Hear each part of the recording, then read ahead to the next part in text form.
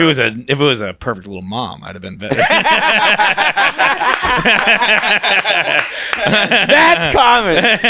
That's comedy. That's Katt Williams right there. What a callback.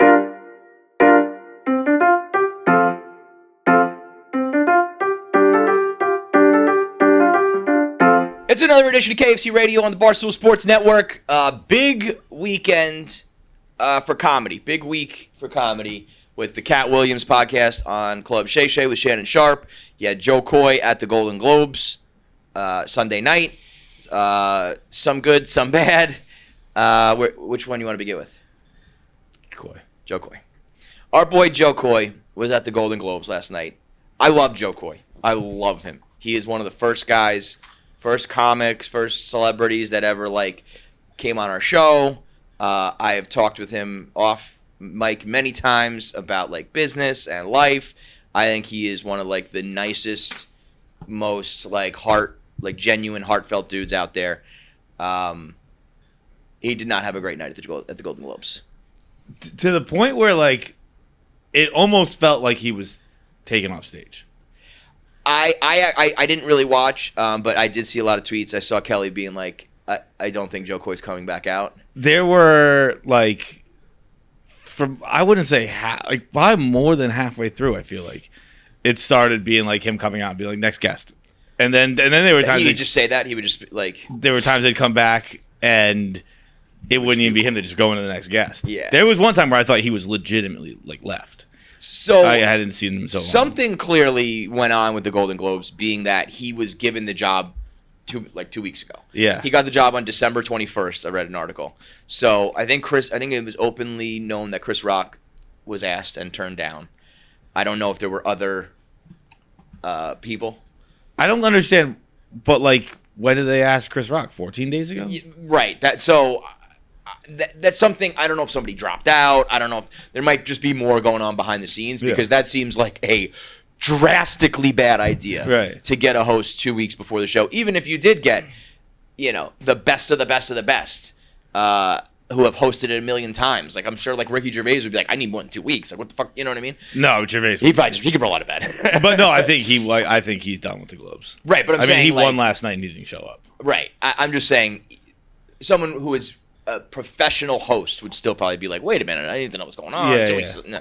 So now Joe Coy, if you're in the comedy world, you know him. I mean, Joe Coy makes $30 million a year. Joe Coy sells out 10 arenas in every city he goes to. Joe Coy is a very successful comedian. Now, he's huge in the Filipino community, and it might not be your demographic, so you might not know him. Chelsea Lately fans will remember him. So, Chelsea Lately's 20 years ago. He's been in the game for a long time and is a wildly successful comedian.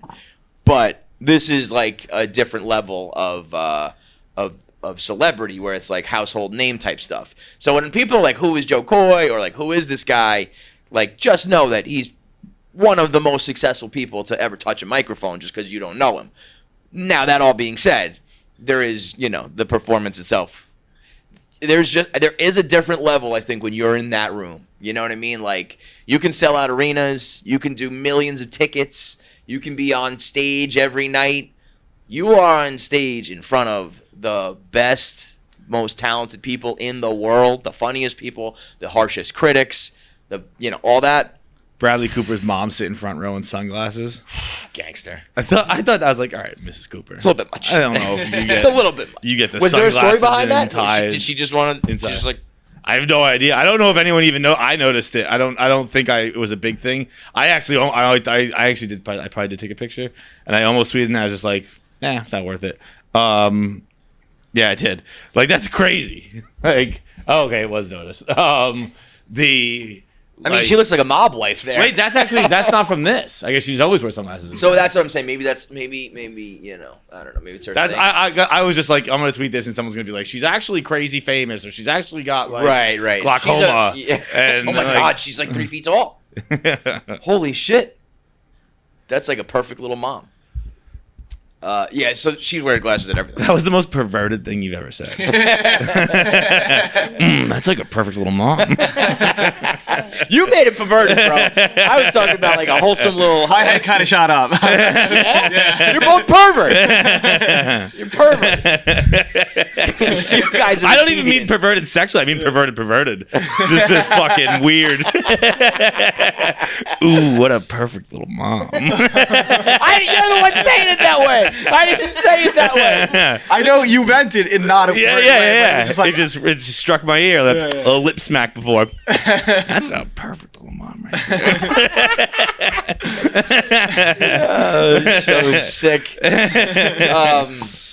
So, I mean, the internet hosting these things is very often a thankless job. Ricky Gervais is probably one of the only guys when he just like, burned down Hollywood. People loved it. I have a mixed feeling with Ricky Gervais too. I do too, but because I think he just like I think what he ends up doing on these shows is typically pretty low hanging fruit. It's like predictable and like but everyone's like yes. So someone said it. Everyone's saying it. So also I think.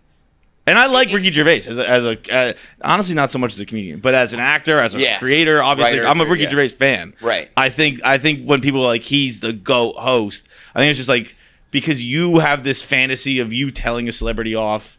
Yes, and that's like, it. It's blue collar, like common man, fuck Hollywood shit. And I'm not like it's terrible either, but I'm just not like it's the greatest of all time. There is truth to it. Yeah, but it's very easy to. Like, we can all tell jokes about, like, celebrities having their heads up their asses and smelling their own farts sort of shit. Mm-hmm. Now, what I admire about that is the balls to do it. Yes. I don't necessarily think the jokes that are crafted are incredible, but it's just like he's burning every bridge in this room, and they're all the most important bridges in Hollywood, and he's still gonna win an Emmy, he's still gonna fucking win, but it's also he's not burning bridges. They know what he's gonna do. He knows they know what he's gonna do. At this point, I think it's actually not the fucking badassery that people think it is. Like it's probably like it's fucking. They're all like, we got you, Ricky. Like, listen. Anybody who thinks that like Hollywood is not like several steps ahead of the average Joe, they're all. But I guess what? Now that I say that, there's a part of me that is like, well, I think everyone knew what Nate was going to do when he got up on stage at the Barstool Awards. But there also were people here who were pissed, and well, it depends on So I'm sure there's some people who are like, "What's up, Ricky? Great job." Yeah, and I'm sure there's some people who go home and never talk to him again. Right. And I actually would venture to guess, maybe we're wrong, that when you get to that level in Hollywood, it's a lot more of those people than the funny. No, it's funny true. job, I'm Ricky. thinking about it, but I think it's a thankless job to begin with. Very hard to like really kill it. Even like Tina Fey and Amy Poehler, I think at one point like were revered, but I think early on when they used to do it, they got killed. I don't know about early on. I feel like it's just a tough thing to do. I think they had two, and I think they killed both. Did they? Yeah, but they were already pretty big too, right? Yeah, but so was Ricky Gervais. Ricky Gervais has already done 30 Rock by the time he did this. I'm sorry. Yeah. That's what I'm saying. Like they're all known. Yeah. That's those hosts are like, that's my friend up there, or that's my acquaintance, or I know who he is, or that's my fucking my mentor, or my my hero. Yeah. Joe Coy is none of that to like any of these people, but it's such a weird dichotomy because it's like everywhere he goes in his life, he's I mean, and again to reiterate, like he's awesome about it. Like he's a family man. He puts on comics. He does it the right way. He's one of the good guys. Like all that shit. So then when you just step up and you're like, wow, like this is such an honor. This is kind of crazy. I'll do it in 2 weeks. All right, let's see what happes. And everyone's like, fuck you. It's like, oh, man, probably maybe you shouldn't have done that. I don't know. I mean, like part of me thinks no such thing as bad publicity and get your name out there, link to Taylor Swift, which, by the way, was, I think, like the best joke in the set. Yeah. I don't think it was like an amazing joke, but to me that was the people like the Taylor fans who are clutching their pearls over that one, the misogyny and the patriarchy and shit, like that's crazy. Like you're tearing down another woman, blah blah blah, or like you're making her the butt of the joke again, like I don't think that's just like, she's not the butt of that joke. Right. She's definitively not the butt of that joke. I don't think people understood that joke. I don't think they got the joke. But like I actually think they do, and they're just like willfully ignoring like that. Just like it's a joke. That's a joke you tell at these award show where like it's 3 months old and it's you go ha ha ha. It's a mainstream CBS joke, and it's fine. It's pretty. It was pretty good. It was a pretty solid joke. It's a good shot at the coverage. What happened was Taylor's reaction, which I think she was going to do to anybody to any joke, to any reference, to any camera cutaway.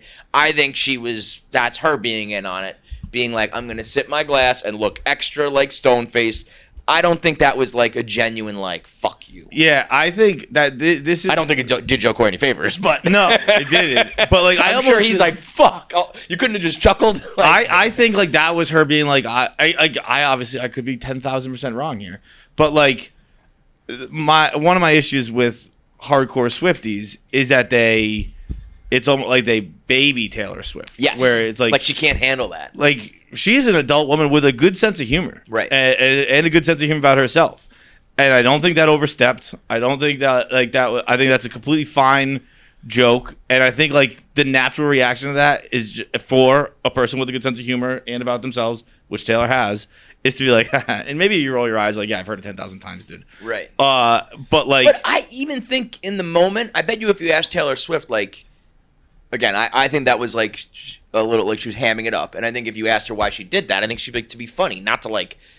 I just think it happened to coincide with Joe Coy struggling. Yeah. So then it became like I mean, Taylor ended you, and I think she was just doing it to be like, fuck off, I'm the queen. You know? No, what I think she was doing it to be funny. That reaction she has is a much more difficult reaction to force your face to have than just like a little giggle. Yes. Like, and again, if we're talking about like repeated joy, and I drew that parallel with like Nate, the Barstool Awards, like Nate's to me was "You're gay." Yeah. Yeah, I've heard it a million times. Fucking kidding. I laughed at it. Right. I could go, but like that would be harder than go.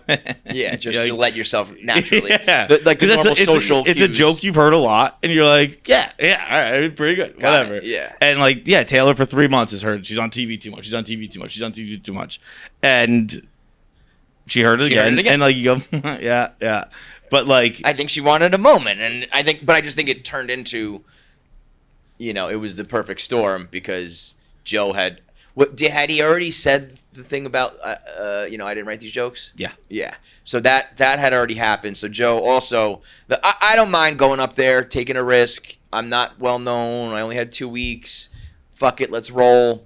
And if it doesn't work, it doesn't work. The one moment I wasn't too fond of was when he was like, I didn't write some of these jokes. This is not gonna be perfect. Like, come on, guys.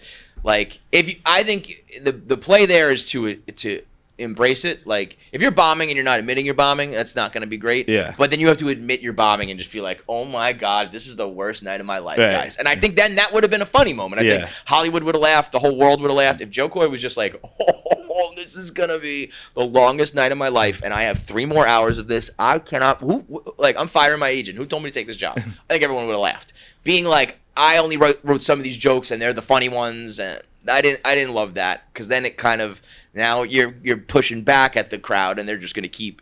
And when I say crowd, I mean like the internet as well as the crowd in the room, because the internet was just having a field day, man. But that's all. Like, I hope he just rolls with it and has good fun with it. I reached out to him. I'm sure he's not looking to rehash all this, but I think the move would be to do an interview or come on a show and just be like, holy fucking shit.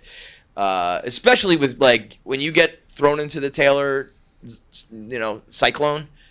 It's almost like, in a way, it's negative, right? And nobody's being like, oh my God, like we love Joe Coy from the Swifties, but it's not like terrible. The people who are talking about it being like misogyny are crazy.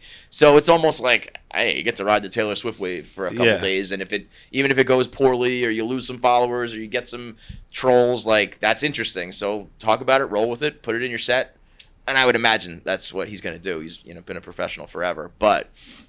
That is it's a whole new level of, comics can be like, I bombed everywhere, big rooms, small rooms, early on, late in life, whatever. National TV bomb, Yeah, when Harrison Ford goes, oof. Harrison Ford is a motherfucker, though. He'll do that to just about anybody, but yeah, that was the Harrison Ford one. The Taylor one was a big reaction. There was a Selena Gomez moment, which I don't know if it was from all the gossip shit going on or that, but she just kind of like looked down at her phone like, oh my God.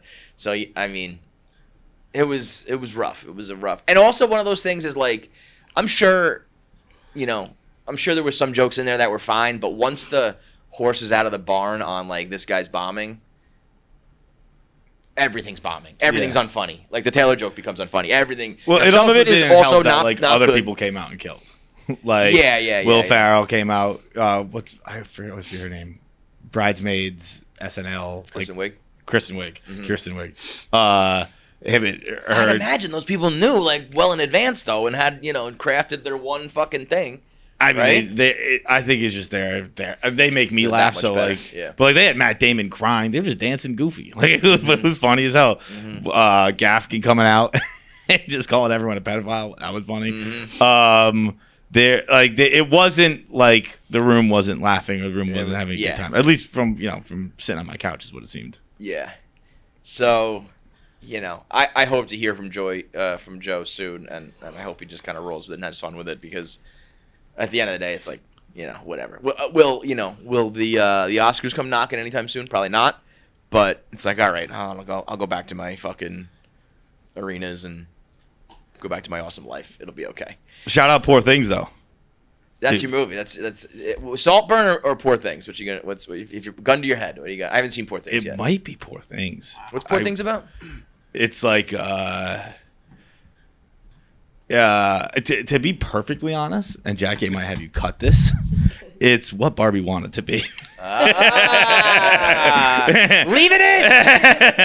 Leave it in. It's a woman discovering herself and discovering her power, and it's done in a very interesting, funny way. Like I get how like not visually, but like how it looks like wacky and it turns people off. The story being told is a pretty fairly standard story, and it's so fucking funny, so fucking good. That is a scary poster. It's so good. There's maybe the first 5 minutes of the movie, you're kind of like almost like a boxer, like figuring each other out, and then there's a line that lets you know like, oh, okay, this is where we're going. Did this just come out relatively recently? Yeah, I'd say probably 2-3 weeks ago. Okay, I saw it when I was home for Christmas, and it's up for all the awards and shit. It won Best Comedy, right? Yeah. and Emma Stone won Best Actress. It's awesome. It must like just made the cutoff, huh? Yeah, it's really, really, really good. She and Emma Stone actually was so funny last night too in the like almost post game when she called Taylor Swift an asshole. Yeah, what an asshole. That was funny. By the way, back to Barbie. The Joe Coy, the boobies joke was it. I didn't catch that one. It was just like the two big movies of the year, the two big movies of the year. One was based on a 721-page document written by a political commission to explore the blah, blah, blah of a nuclear blah, blah, blah. And the other one's about a doll with big boobies. And it was just like... That was not so good. Yeah. And honestly, I think that was early. As someone who's stepped in Barbie before... No, it was like a boobies joke is not funny. Like sometimes that's not a good joke. That's not a good joke. So like you can make sophomoric be funny, because when you're like, it's like if you're blatantly being sophomoric, you know, but it like didn't come across that way. It came across as like a boobies joke. And then it was also the pile on of like you want to talk about the misogyny shit. The Barbie gang was out hard on him. So that like I think that lost like the room and the internet on both sides of the aisle. Like not like you could also so easily flip that where like one is about womanhood and feminism, and the other's about murdering 200,000 Japanese people. There's so many good dichotomy jokes to make there, and that was not the one. If he did that, especially with his one is about how we really tried to fucking destroy genocide. One is about war crimes that we just spin in our textbooks. That would have gotten the audience gasping and probably some people being like, "Fuck yeah!" You know what is interesting though? I'll say this: I posted last night about Joe bombing, and specifically the Taylor joke, but also just kind of in general saying he was bombing, and very small sample size, and certainly not indicative of all of the internet. And mostly probably a lot of people not watching. So I think the people who were watching were like, no. Like, it was not a great performance. But, like, specifically that joke and the notion of him bombing, the immediate reaction was more like what we were talking about, and probably why Ricky Gervais does it. Most people are just like, fuck Hollywood. Yeah. Who cares? That was a harmless joke. People are getting offended, or not offended, but, like, people being, like, upset about that. Like, whatever, man. Like, Joe's a funny guy, Like, you hired a comedian and he's telling jokes. Like, some of them are good, some of them are not bad. Like, that was sort of the reaction, as opposed to, I think, it was almost like the opposite of what the internet usually does. It's usually like the internet's piling on. It was like the people who saw it. Usually the internet's piling on, and the people who saw it are kind of like, That's not the case. Yeah, In this case, the internet wasn't piling on, but the people who saw it was like, no, it was the case. Yeah. So it was like the reverse of what usually happens. KFC Radio is sponsored by BetterHelp. Around the New Year's, we can get obsessed with change and how to change ourselves and expand ourselves, or even just do what we're already doing right, doing that better. And it's a good time. You turn the calendar and you have a fresh start. And maybe you're doing good and you want to tackle another aspect of yourself, or maybe you're doing bad and you got to kickstart it and get it going. But either way, the beginning of the new year is the best time to get on board with any sort of plan or regimen, take your supplements, eat your breakfast, make your bed, and get on board with therapy. Therapy is, I think the mental health pendulum has swung every which way. And I think I'm at the point where it's like it's just better to get all of your thoughts and stuff off your chest. Mm-hmm. You know what I mean? Undeniably, when you are getting your thoughts out and your secrets out and your stress out and just talking to someone, you will feel better. Feedback is good. Feedback helps. Feedback with someone you don't have to maintain a personal relationship Yes, huge.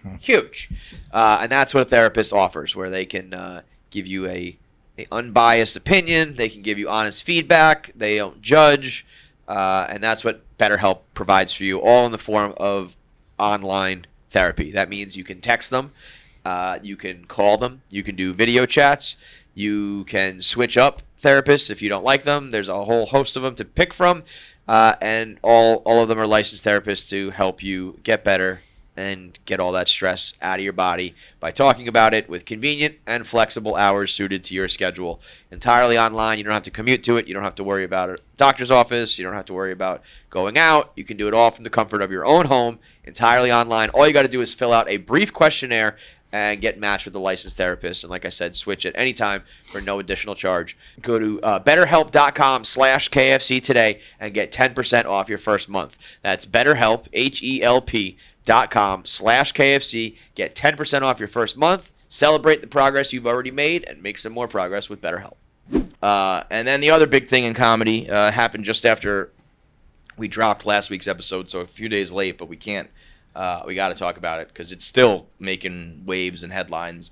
Katt Williams on Shannon Sharpe, Club Shay, with just, I think, the best podcast performance ever. I called it the biggest ever. I think I had Googled the biggest Rogan and Musk podcast, and I thought I saw it said that it had 33 million views. Somebody, I think I saw in a bunch of comments that one of his interviews had like 67. I think there was multiple parts. So listen, if Rogan and Musk did 67 million views on a podcast, of course that's the biggest podcast ever. But when you factor in that, I think that interview sucked, and I can't think of anything other than the smoking meme that came out of it. Whereas Katt Williams had like 35 headlines come out of this thing. I think it's the greatest appearance that anybody has made on a podcast ever, and I love it because it's got truth and it's got some not truths, I think. And Club Shay, to a quick aside, is the worst name for a podcast ever. But I think it kind of plays. Yeah. Like I think that I realize I'm throwing a stone from inside a glass house, but like, yeah. Club Shay probably is definitively better than KFC Radio. You're not at a because club. At least it makes you. No, but it's like, it's like you're in my club, like little Club Shay. It's not like we're in the club. Yeah, it's like you're on a radio show. I think Shannon Sharpe has done one of the best jobs with taking the ball and running with it. Like as soon as the Unk thing came about, like, oh, that's Uncle Sharpe, like that's Uncle Shannon. Yeah. He became like, I'm gonna be a cultural, I won't say icon, but like he's not a sports analyst anymore. He's not just a hot take artist. He has become like a guy that people want to sit down with, want to be interviewed by, all that shit. But Katt Williams, I don't know like if he reached out to Shannon Sharpe or like how this came about, but this felt like a man on a mission. I don't think he came in there being like, we'll just chop it up. Oh, whoops, I burned the whole fucking thing down. I think I would not. It wasn't Steve Harvey. One of the other. Who's the other comedian he went after right away? Cedric? The internet? Cedric. I think Cedric was on it recently. Yeah. And so Cedric said something, so I'm guessing Katt was like, yeah. He definitely kept saying like, I'm only speaking on these guys because they've all been on your show and either like brought me up or told lies about me. But then I feel like a bunch of other people caught strays. Not all these people went on Shannon Sharp's podcast. Little funny aside, we were supposed to have Katt Williams on like maybe like 6 months ago. It was over the summer. Was it over the summer? I thought it was longer than that. Longer than that. Whatever it was, like within the past year, there was like multiple times where Katt Williams was like almost locked and then locked, but then canceled, and then we moved it and whatever. And not that he would have sat down with us and done all this, but when I saw 22 million views in like 2 days, I was like, boy, I really wish we locked that interview in. That would have been good. But I do think it's a perfect storm of like, he said all that because of the setting, because of the timing, because of the show, because of the host, because of what the other people had said. But man, he pulled no punches. And I think the general reaction is a lot of people being like he told no lies. Yeah. And I think, which is weird. Like, I think it's weird when you pepper in some of the other stuff. Like, I could run a 4.2 40. Well, then he did it, Kevin. He did? Yes. He did a 4.7 now. He's older, but he... Whoa. When did he do that? That's the most impressive thing about this whole podcast. I saw him running against that white chick. When was this? He's like 2 days ago? Oh, my God. I missed this. Yeah, no, this is the headline of the podcast. It was a 4.7 something. Hell yeah. Okay, so I was about to say... Oh, 4.47! And we know that was 40 yards. Yeah, he's on a basketball court. Dude, it's funny because it's still like he looks a little goofy, but he's flying. Bro, I didn't know that he did that. Okay, because my point was going to be, as soon as you start the head down, you know, he's got an older gentleman's hairline and he's still flying.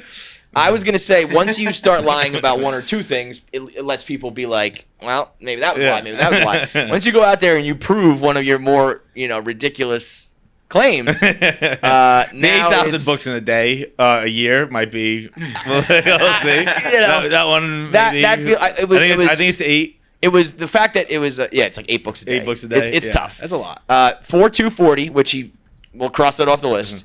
3,000 books a year, and I could have gone to college at 7.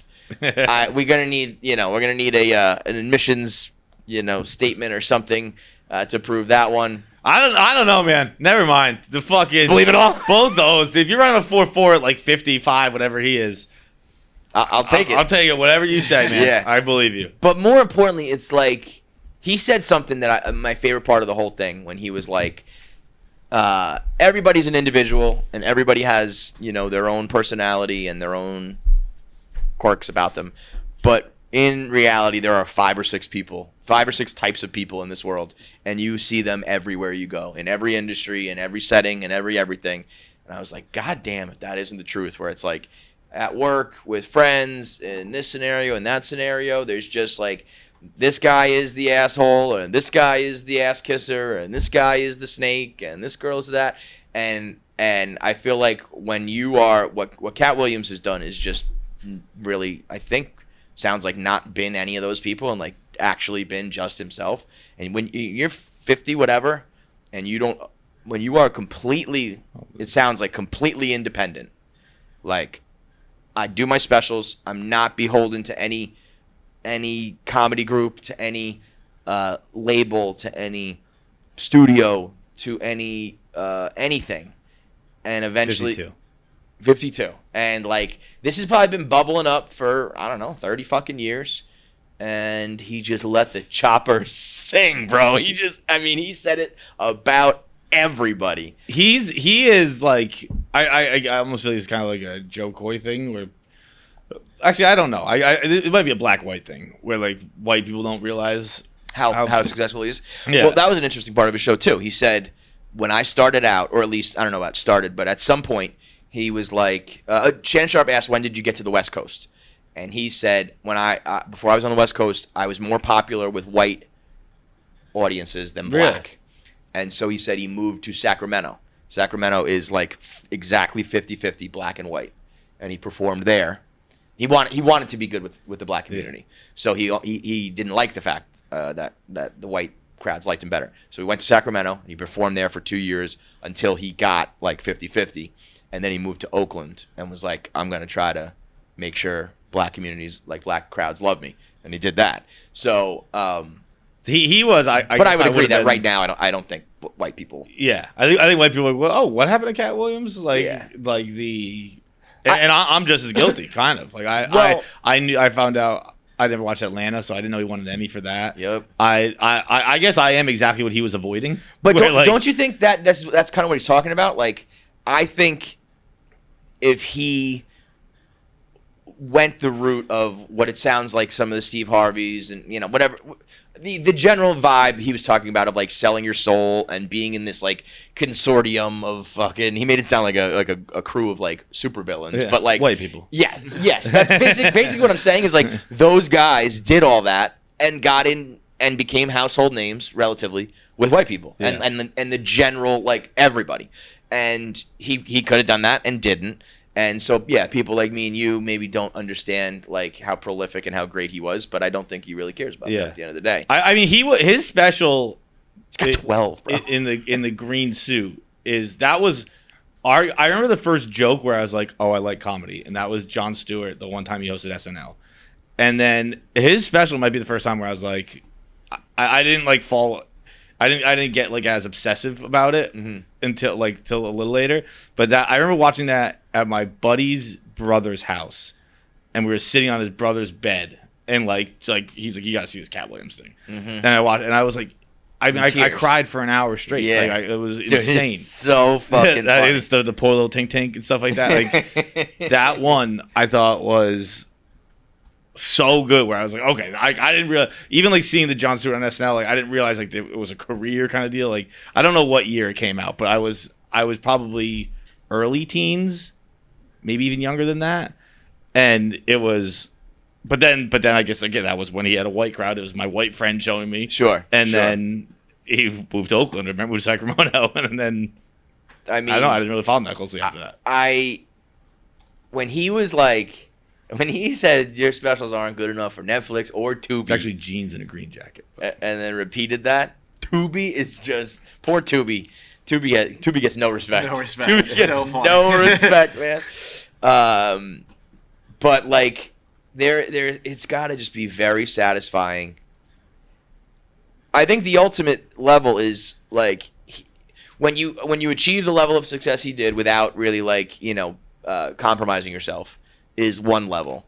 To then go out there, publicly say that, burn it down, and be totally okay is the true level. Yeah. Because you could be like, well, like, all right, maybe you did it, but like now you're blackballed or now you're fucked, and it's like, no, most of the audience loved it. I think a lot of his peers are kind of like, he sweats so much. Yeah, well, he puts on a fucking show, bro. He's up there fucking. I mean, he's he is a showman for sure. The fact that you can do that and then it comes across like well and not bitter and more like genuine, and I mean it's like I said, I think it's the greatest fucking appearance ever. What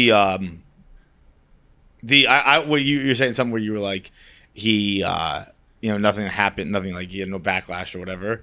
I'd say the exact opposite happened, where he's had so many comedians come out and be like, yeah, Katt took care of me. Right. Like some no name, some bigger names, some middle of the road names being like, I've read or listened to probably 5+ stories from comedians being like, I was doing something at Caroline's, I was doing something at the Cellar, I was doing something at the Comedy Store, and like Katt would just be like, yo man, great set, and dap me up, and then they were all of them to a person. They're like, I didn't want to be rude, so I didn't look, and then later at night, I went to get a slice of pizza and realized he gave me $3,000. Or, oh wow, Devin Cole, I think it was. Holy shit! Like they would it was all people who like opened for him and stuff like that. Yeah. And they'd be like, it's $100 spot, and Katt would give me thousands of dollars. Like every person is saying that.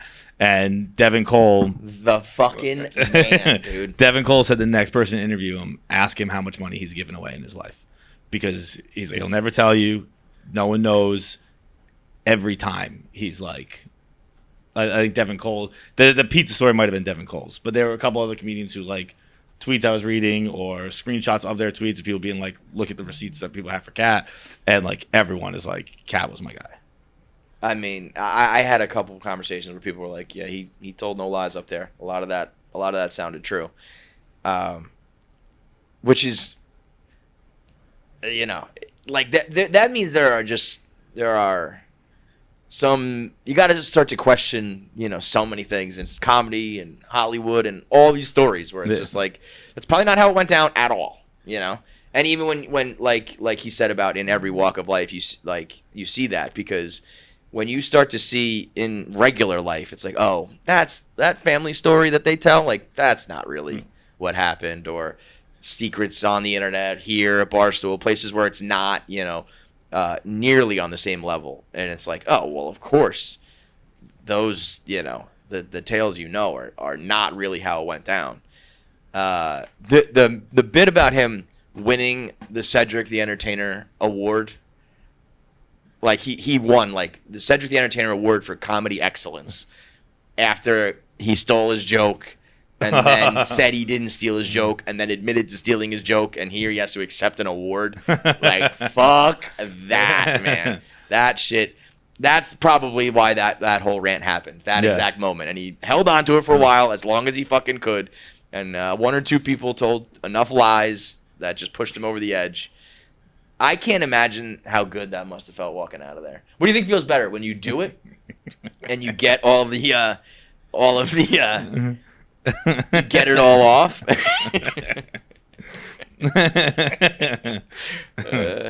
We're watching this a little bit of a special right now on YouTube. Or the reaction.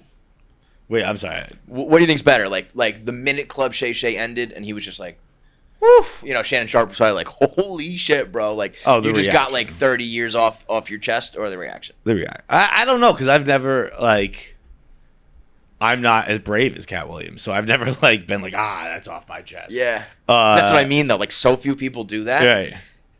The reaction probably feels great, too, but it's probably like I bet if the reaction was bad, if people were like, oh, he's, like, you know, he's bitter and like shitting on people for no reason, I think he still would have been like, whatever, bro. I needed to fucking. I don't know. I feel like that almost enrages you more. Yeah. No, I just fucking, you goddamn idiots. I told you the truth this time. Yeah. And you fucking still aren't seeing it. Well, I think it was just done so funny and so, like, a lot of it sounded very, you know, like, factual, you know? The Kevin Hart stuff was interesting. Kevin Hart thing was kind of weird.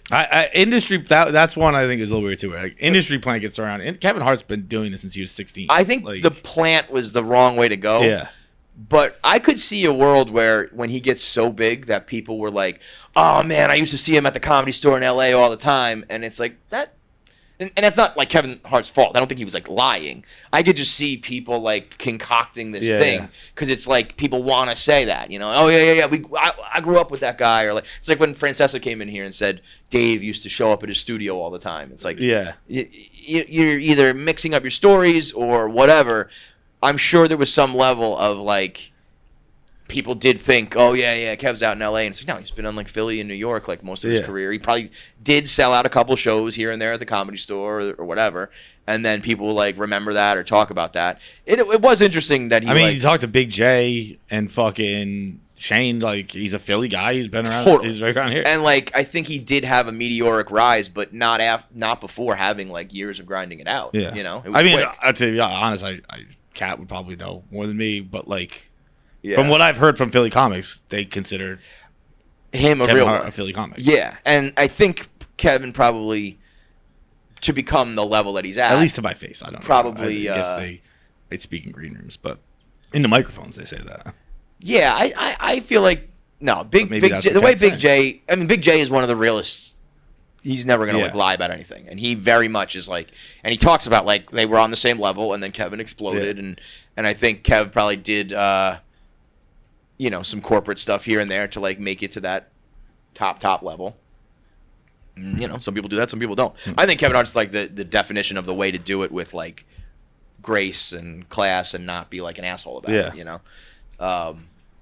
But yeah, like That's where part of it is like, I don't like him making fun of Kevin Hart. I don't like him making fun of Ludacris. Why did Ludacris have to catch that stray? Why did Ludacris's wife have to catch that stray? That was really fucked up part. Did you see Ludacris's response? Yeah. Did you see when he said check your temperature? Yeah. Checking your pulse while saying check your temperature is all time funny. I love that. But yeah, like there's a couple like I find comedy to be like sports where you pick players, people that you like, and not necessarily don't like, but it's more like this is my guy, you know. And so then you kind of root for them, and then when someone you like is going at someone you also like, it's like, oh man, fuck, you know, I want to be on. I want you guys to like each other.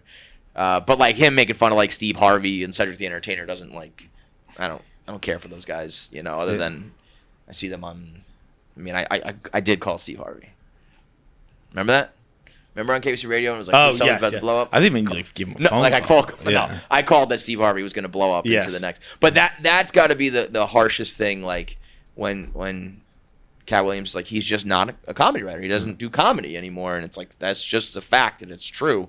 When he said, he was like, these people can't come up with a new hour of comedy every year. I've done that 19 times. Mm-hmm. Come up with a new hour of comedy 19 years in a row. Like, woo! I'm sure there are some people who did it like twice, and they're like, I can't do this anymore. I'm going to go host a fucking daytime TV show. So, but what a great get for Shannon, though. I mean, I'm sure Club Shay was doing very well. Again, demographic-wise, I'm sure it's much bigger with people not like us. And I'm sure it was... How many subscribers do you have? 2.2. Yeah, I mean, so he's already like killing it, and he was, you know, First Take or whichever one he's on, Undisputed, whatever it is. Not like Shannon Sharp is like, oh, now my career is on. But from a point of view of this show, you know, I think most people would still associate him with the Skip Bayless' shit and all that stuff. I think this, you know, now people take note of this show, and it's a whole new world. That's got to feel so. He barely said 3 words. He would just, you know, maybe, you know, pop a question in there or change direction a little bit. But it was basically 3 hours of Katt Williams just saying whatever the fuck he wanted. You want to do a little Gypsy? I don't know who she is. Okay. Inform, like, give him. This is perfect. Yeah. This is like. This is perfect. You have no idea who Gypsy Rose Blanchard is. I definitely recognize the name. But okay. I feel like she probably killed somebody. Well, technically speaking, no. I'm going to give you the facts of the matter. As impartial as I can. Okay. Which is not going to be very impartial. Gypsy Rose Blanchard, her mother Dee Dee Blanchard, had Munchausen by proxy. Yeah. Okay. They made TV shows about this. A lot of TV shows about this. Beale? Or was that the one that No, Beale? That's the Axe Murderer. That's Beale and fucking Elizabeth Olsen. Yes, that's a different one. Yeah. There's many. I don't know about TV shows. There's a movie called Mommy Dearest that is similar. There's a Hulu show about this. The for sure. Well, that's what's going on right now. Okay. So, yeah. So there's movies about it. There's movies similar to it. So her mother was, you know, mentally fucked and kept poisoning her. Yeah. And lying about it's ringing a bell. It's medical things. So she would say, like, she would put numbing agents in her mouth and have her drool and then go to a quack doctor and be like, look at this, and then have her salivary glands removed. She would, like, rot her teeth with some shit on purpose and then go to a dentist and have him pull all of her teeth. So she has, like, when she talks, you can just see a full mouth of metal teeth. Ooh. She was told she had cancer. She was forced to use a wheelchair when she could walk. Her grandfather rode a motorcycle and she used to ride on the back of it. Not the best idea. They had an accident, but she was like, I got like a scrape on my leg, and my mom put a brace on my leg and made me use a wheelchair like from that day on. So surgeries, poison, all sorts of fucked up shit. She would find these doctors who I guess were quacks. Anytime they asked for records, she said that they were washed away in Hurricane Katrina because they were from New Orleans. Or as soon as, like, there was one time where she kept lying about her age to keep her younger because she didn't want her to be like an adult. And one doctor started to figure that out. And, like, the day that she was supposed to go see that doctor, and he's on this documentary that's out right now, he was like, I was about to, you know, bring it up. She, like, said she got robbed at gunpoint at Walmart, and like this crazy story to like avoid going to the doctor. Well, it's just so unnecessary. You tell the doctor I'm not coming. Yeah, I don't know. Right. That's one of the most crazy lies of all of it. Right. I cancel doctor appointments all the time. Like exclusively. So fast forward, she gets a little bit older. She's allowed to use the internet. She gets an internet boyfriend, who she starts explaining everything, and the boyfriend is like, "Your mother's poisoning you. This is what's going on." They have a very weird, as you can imagine, weird and toxic internet relationship together. He's into like weird BDSM shit and very controlling or whatever. Eventually ends up telling her he has an alter ego where he is Victor the vampire who likes to murder people. And he says, "I would murder anybody for you." And she says, "Anybody?" And he says, "Yes." She said, "What about my mother?" This is all done on the internet. Yeah, I think. Well, at some point they started to see each other. At one point, she did run away from home and go to live with him in Wisconsin. And the mother tracked her down, brought her back home, and like physically chained her to the bed. So at one point they were like physically. They tried to have sex in a stall bathroom publicly to lose their virginity, but he couldn't get an erection. But you know what? She just said she lost her virginity anyway, which I kind of like. Yeah. She was like, "We're doing this," and then he couldn't get hard, and she was like, "Fuck it, I had sex anyway. I'm just telling the world I did it." So he murders her. He murders the mother for Victor Gypsy. does. Huh? Victor does. Yes, his name is Nick, but yeah, Victor the vampire murders her.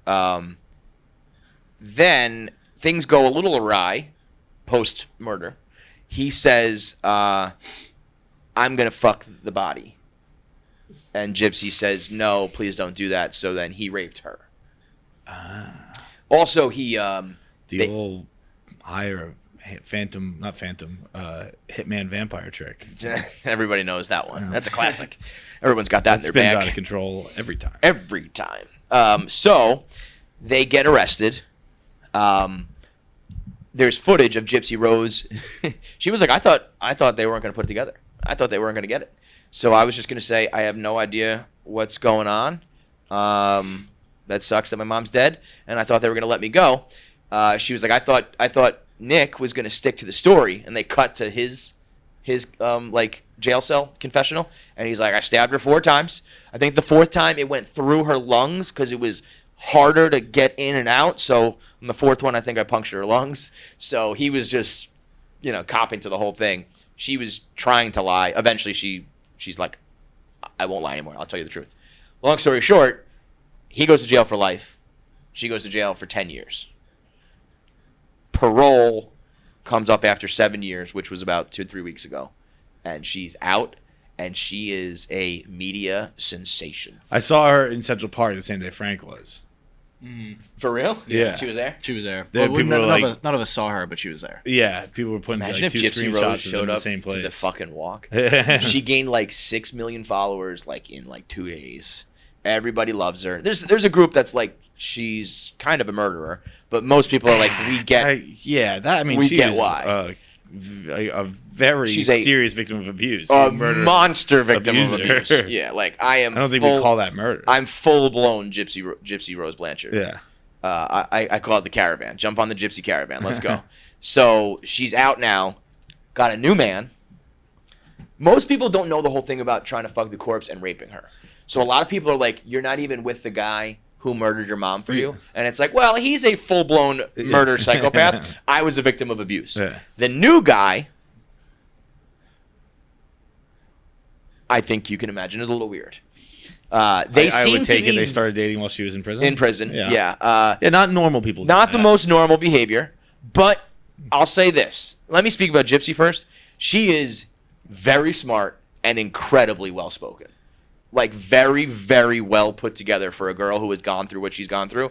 And I think a lesser emotionally intelligent person would just be so wrecked by all this that they would just be a crazy murderer too. Yeah. She is very much like, here's the story, here's what happened, I'm trying to work through it, and I'm just trying to like live a happy life afterwards. And it is fucking remarkable, to be honest. I can't even believe that she can like relive it, retell it. I don't think it's the healthiest thing in the world to be like a full-blown media sensation, public-facing thing right away as soon as you're out. But what do I know? I probably would like. She probably needs to be in therapy like every single day for the rest of her life. But as far as examples go, she's setting a great one. Mom's fat and gross too. Yeah, she's so disgusting, dude. She was so gross. I don't know why that made it so much worse. Look, just if it was a perfect little mom, I'd have been better. That's comedy. That's comedy. That's Katt Williams right there. What a callback. Yeah, you know what she looks like? She looks like Buzz, your girlfriend, Wolf. The picture of the director's son who dressed up like a girl in Home Alone. That's what the mom looks like. She's like kind of like super pleasant and like cheery and has this high voice and is just like, yeah, I can't believe this happened to me, but like here I am. The husband, I think, has got to have some like mommy issues or something. I mean, the husband? Yes, she got married. She got married. Okay. She got married to the new guy. I think that also, when you get parole, you need to be released to like a family member. Part of me thinks that was part of what's going on there. Like, I don't want to be released to like an aunt or uncle or my dad or whatever. Like, I just want to go to this guy. Yeah. But there's videos of them. So they have this new documentary out on Hulu, the one you were talking about. It's called. That's a very weird thing. Being released to. Yeah, I guess a majority of prisoners aren't victims of their family, but like there should be a pretty clear distinction. If you're like, well, I'm in here because of my fucking family, so don't release me to my fucking family. Right. That's a great point.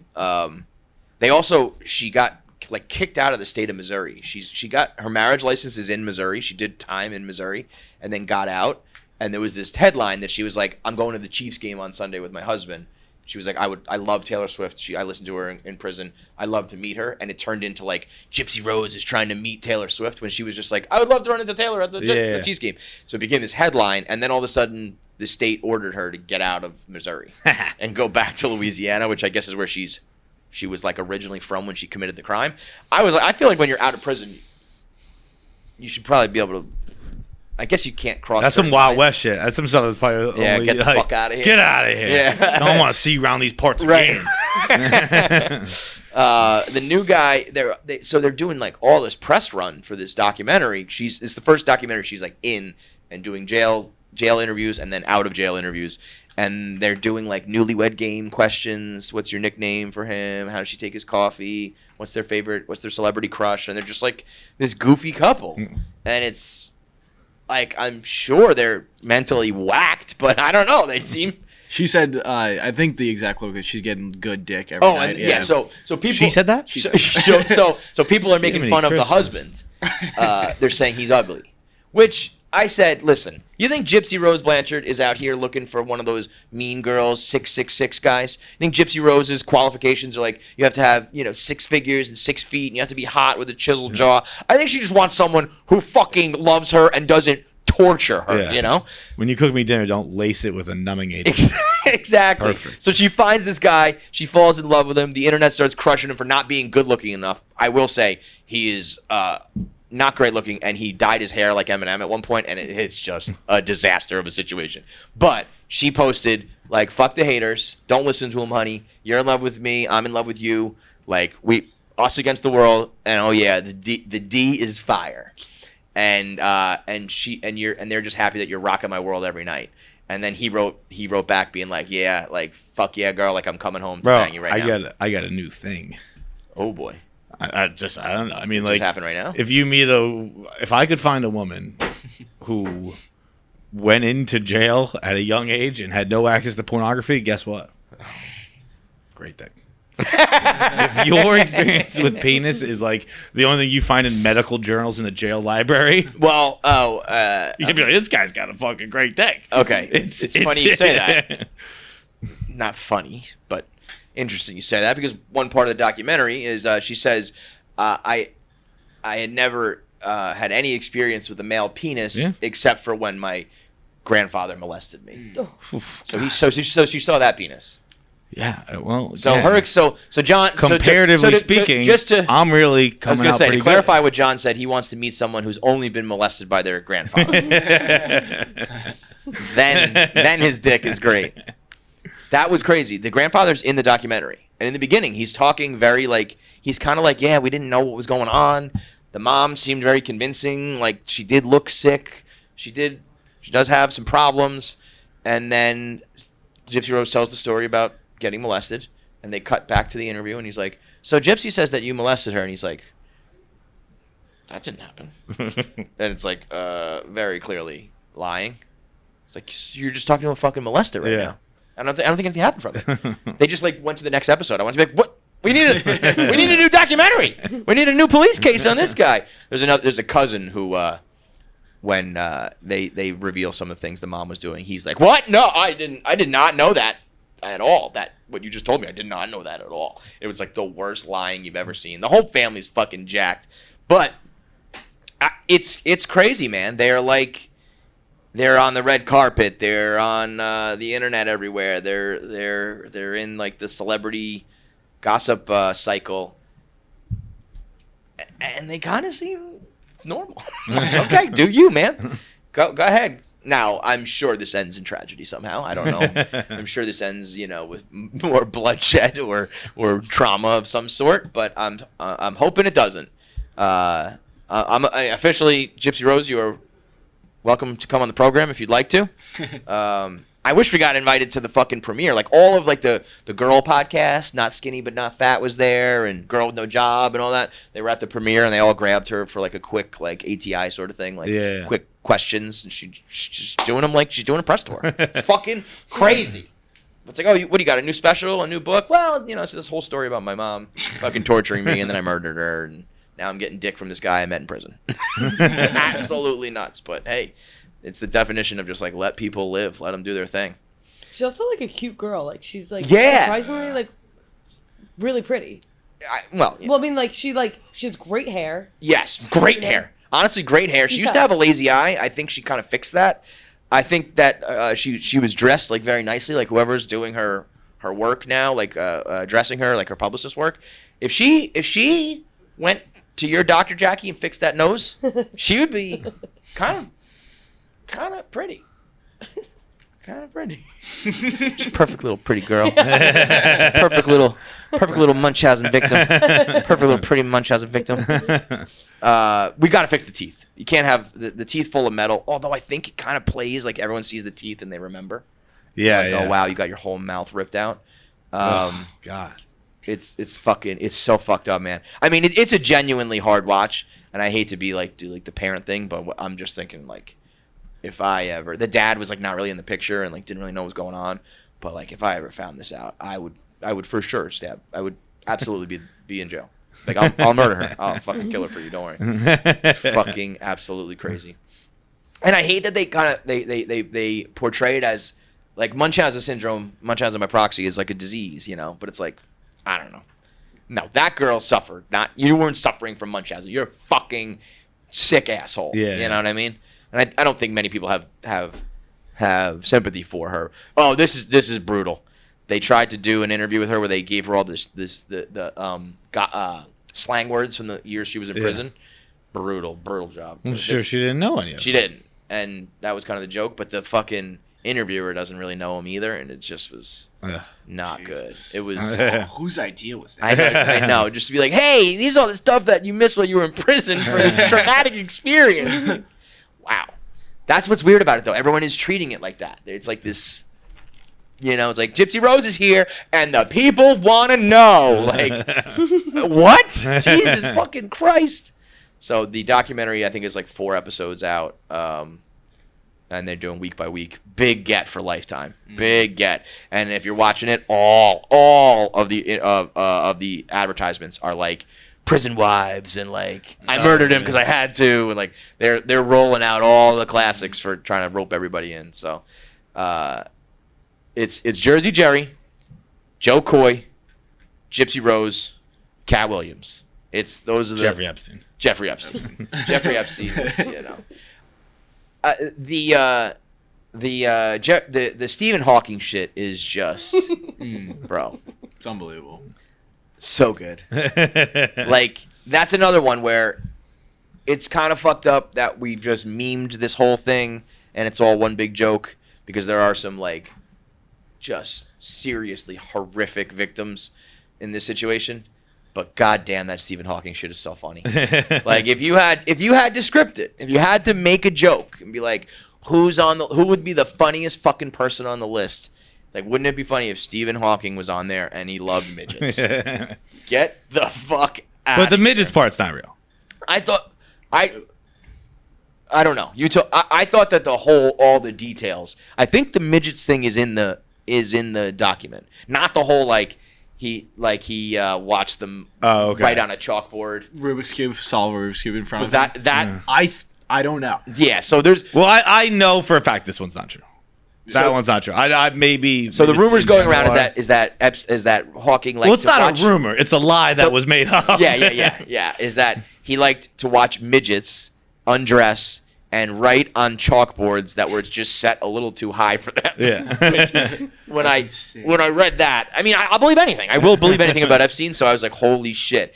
But I do think the midgets thing is, I want to say that was like in the document that like he would watch little people. But that also seems like they'd be flying the person who midgets into that. tweeted the document was like offended people ended up taking it seriously. Where he was people like he was like like it's pretty clear I made this up. Like that's not the one that's like 900 pages though, or is that fake? No, but like someone tweeted this excerpt of the document. He's like, it was like PFT with The Athletic stuff. Yeah, like, I was fucking joking, guy. Right. So it's pretty clear here. It did say he liked to watch like orgies or some shit like that.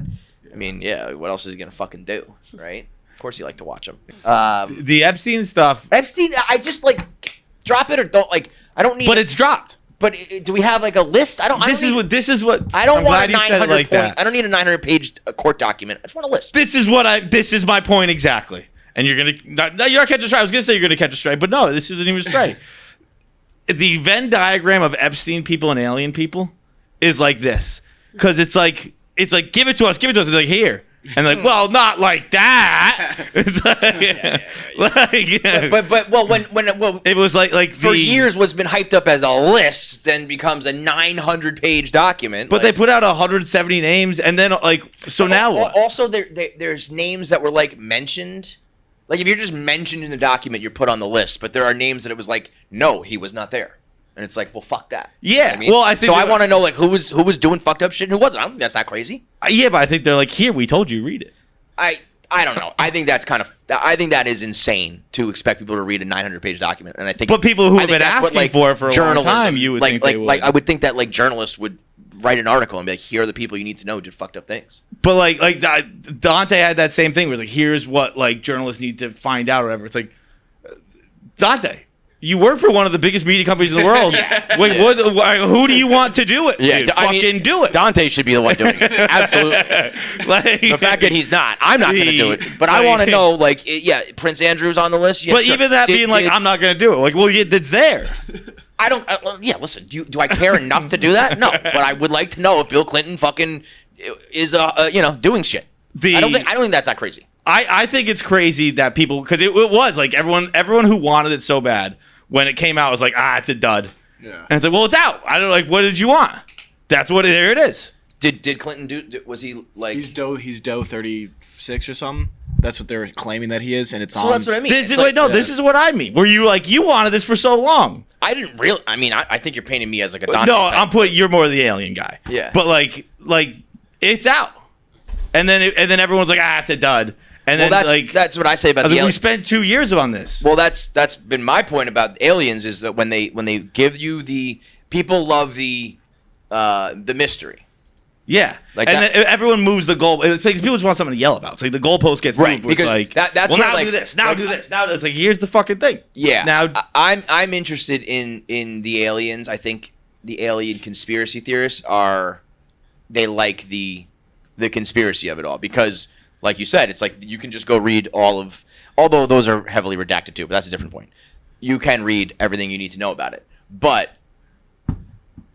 so I guess, but this is what I'm talking about. Like, so if all of them are listed as John Doe, then it's not really, they didn't expose it. No, but there are some redacted answers. There's like 107. Leonardo DiCaprio's on the list. What are you going to do about it? Like, everyone who wanted this list out so bad, what? And, it's out, and he's now what? on the list. He's in the. This is what I mean, though. Is he in the document as like I don't know what you call it, an accuser or a. No, he was just someone that Epstein mentioned, and but people said Epstein liked to brag about how he knew celebrities. So like, but this is the list you guys people wanted. So now what? What's the next step? I think finding out who molested children and who didn't. That would. But it's all in there. That would be my. But it's in there. I just told you Leo wasn't one of them because it's in there. So I think a list of who is in this document and molested children should be out. But like, it's out.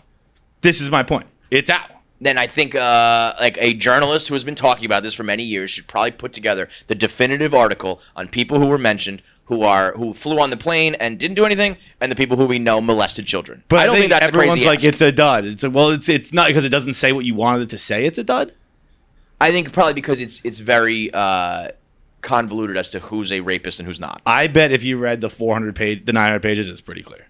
Yeah, but but it seems like no one wants to do that. Yeah, but I don't think so. That's like, that why do we crazy. spend years yelling about this stuff? Because that's anything. Every story or every like court case is going to have like 1,000 pages of court docs, and then you boil it down, and usually people write an article about it, or court journalists or whatever you want to call it, like summarize it for people so they know who's a rapist and who's not.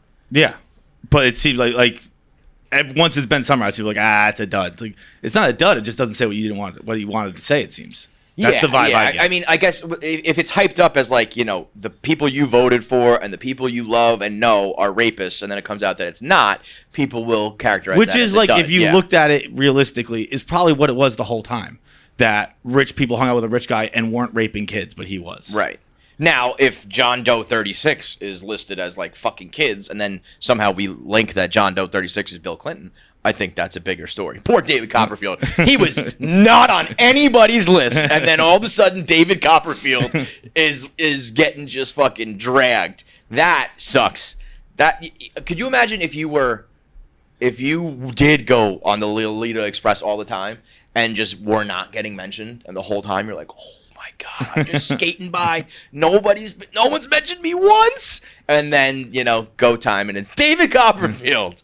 I can't even believe David Copperfield was, I don't know, big enough fucking name to roll with some of these people. All these other people make sense. David Copperfield. Who the fuck are you? The fact that like after this dropped, we went right back to aliens was when I was like, okay, it's the same thing. Yeah. Now people it's like, aliens are at Miami now.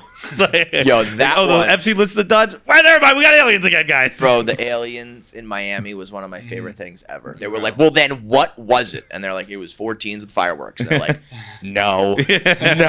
I will say, sending, even if you thought there was an active shooter, having just a traffic jam of 100 cop cars does not seem like a great way to respond.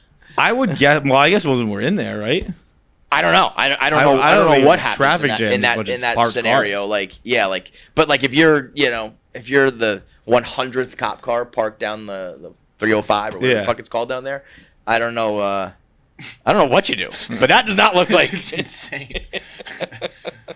4 kids. I love it was with fireworks and sticks. Really just whacking each other with fucking sticks.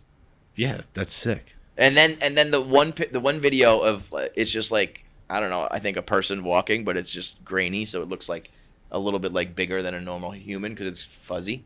Like that's the 10-foot alien. Although somebody did DM me, being like, I have a friend who is like at the mall and like swears some weird shit. And I was like, legitimate. You have a friend that like a guy that I talked to. He was like legitimately saying, I have a friend who was like, something weird went down at that mall, man. I was there. And then the videos that they put out of the alleged alien.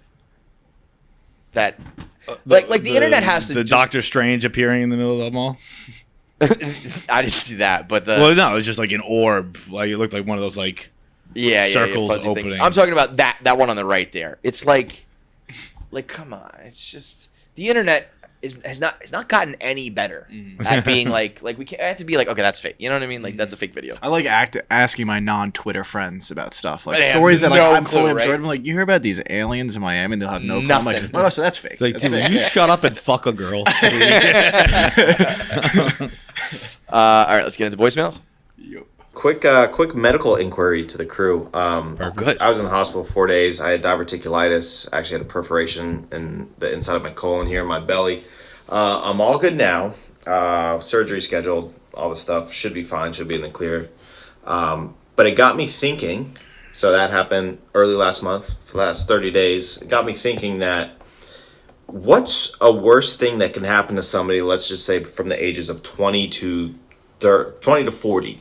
I turned 34 in like 10 days. What's worse? Having a colostomy bag that you have to unknowingly poop in and deal with all day, or fill in the fucking blank. I don't think there's anything worse than that. I can't think of anything worse than that. Whatever happens to you in this hypothetical, you cannot die. You can't lose your head. You can't lose your heart. Mm-hmm. You can lose both legs. You can lose one leg, one hand, one finger, one arm. We It know doesn't Jackie matter. thinks. I don't think anything is as bad as still going out with your friends, like got my girlfriend, got a good job, I work outside, I interact with people, all this stuff, but like having a poop bag on my hip? All right, I'll pose the question to Jackie since she has a deep fear of losing her leg. Would you rather lose a leg or have a colostomy bag? Colostomy bag.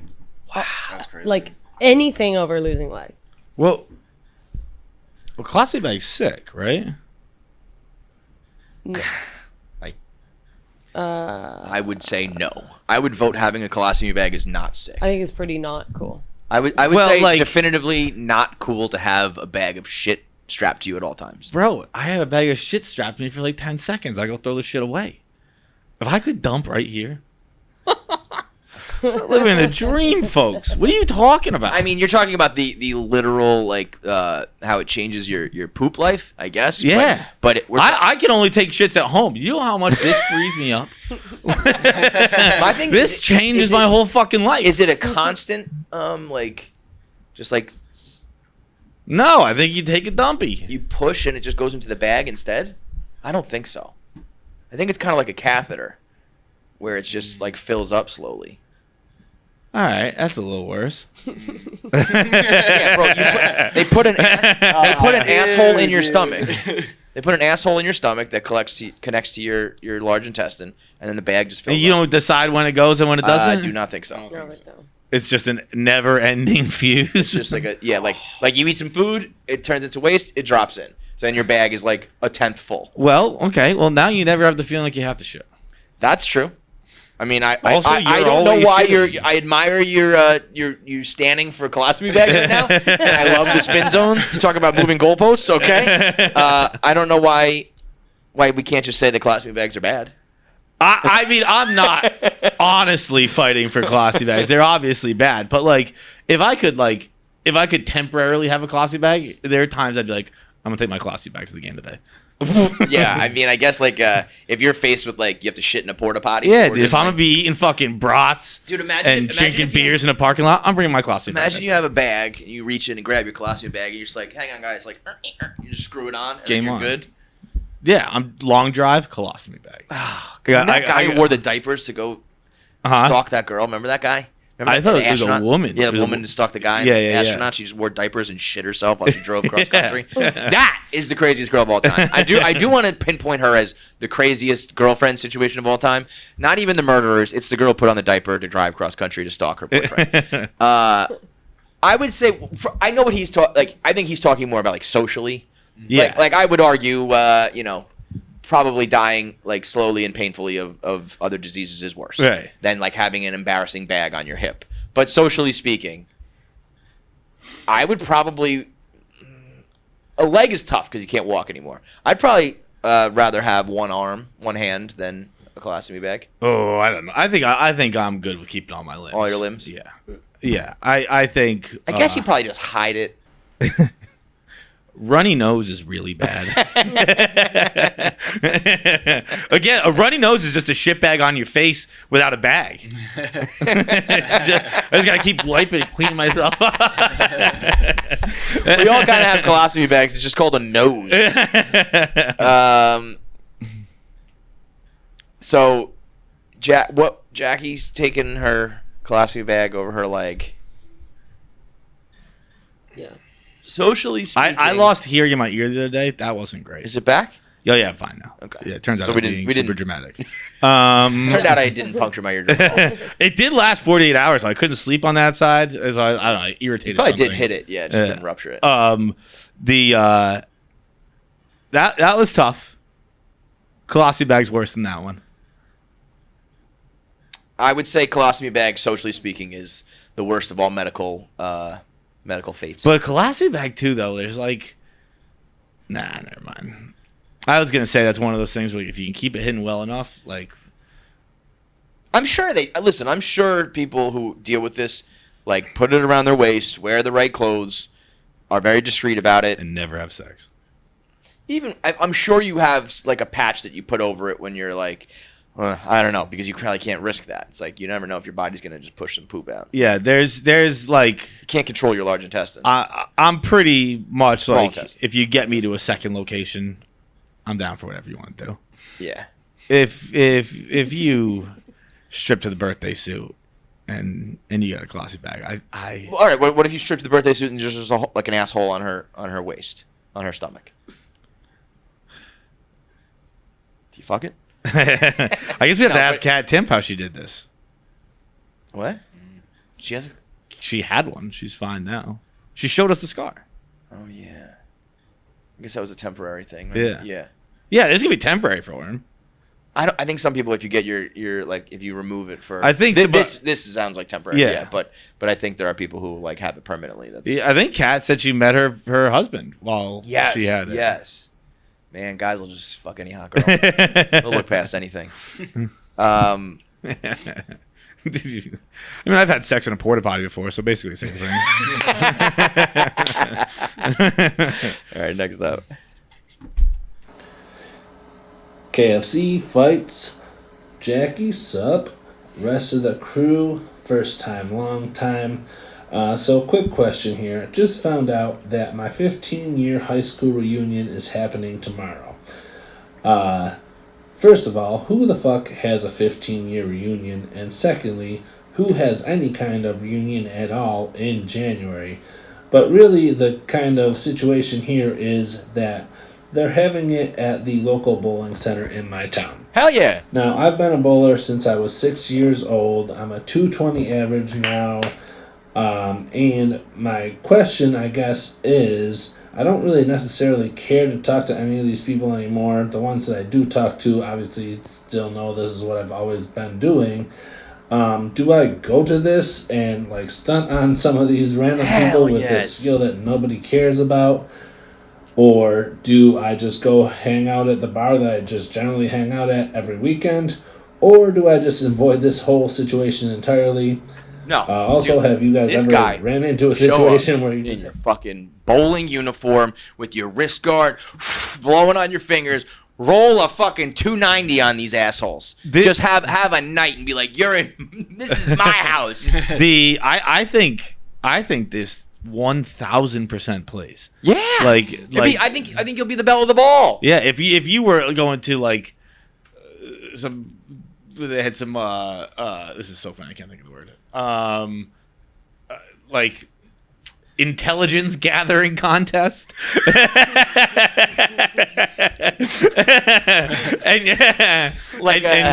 and you were like intelligence gathering contest. And you were the smartest guy in the room. Yeah, like fuck him. Right? A bowler is like a like you said, it's like a niche skill. Like niche skills are fucking everyone loves niche. If you were at an intelligence competition gathering, and you were the smartest guy there, people would hate you. Yeah. You roll into the bowling lanes, and you're like, "What's up, dude? I haven't seen you in 15 years. Watch this." Bam! I think you'll be the fucking man. Yeah, I think also I think like, I think he said 15-year anniversary or reunion. I think people do that. I think it's a fun idea to have it at like a bowling alley. I think like, everything he was kind of against, I think I'm for. I think these things are funner than you realize. They're as fun as you make them, and doing something like bowling where it's like we're not taking it seriously, but all of a sudden somebody is, and I don't think you should be screaming and yelling when you don't pick up the spare or something. Yeah, like that. dude, but just go up there. No big thing. Yeah, you guys can't do this. Just chit chat. How's the kids? Oh my god, real quick, 1 second. Boom. strike. You know, I think that would be awesome. I say go to it, be super serious, but in like a funny way. Yeah, that'd be amazing. I don't think I have any. I can't even think of something where I'd be like, oh, I'm going to the party tonight. Oh, they decided to make it my forte. Yeah, I don't have a single. Definitely do not. This is it's the difference in a guy who brings a guitar somewhere and a guy who shows up and there happens a piano and he's like, I guess I might as well tickle the keys a bit. Yes. Where you're like, yeah, I don't know, it's here. You picked it. Yeah. I didn't. If I was planning it, I'd be an asshole. Right. If you were the party planner and we're like, oh, how about a bowling alley? What about this? Crazy idea. Like that's That'd be like if you were the smartest guy in the class. It's 12 o'clock. It's 12, yeah. It snuck up on us. Oh shit. Hey, KFC fights rest of the game. I got a would you rather for you.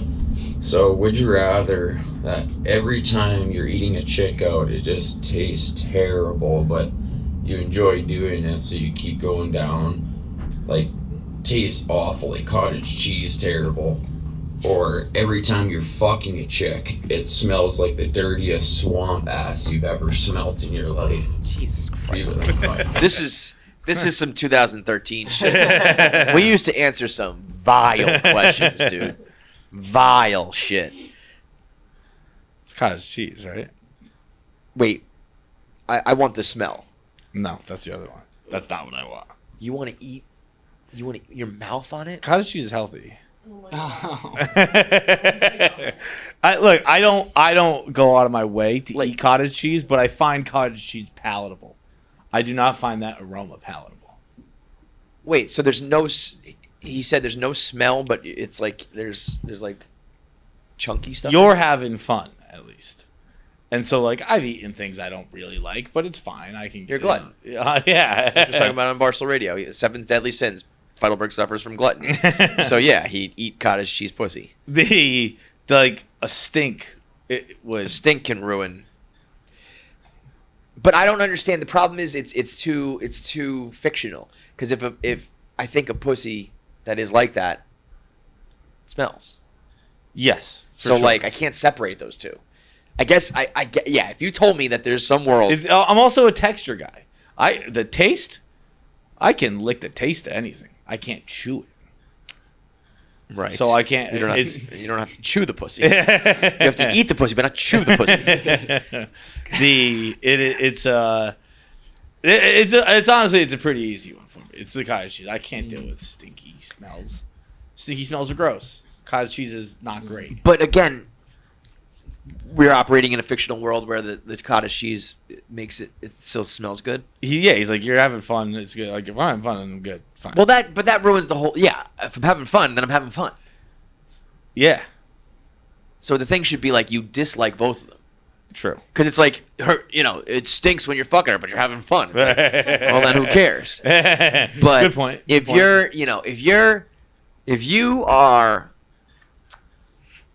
having sex with someone in a doggy style position, and it is just, are you speaking from experience? No, but that's what I'm picturing here. Is like it's just every time you hit it, it's like a.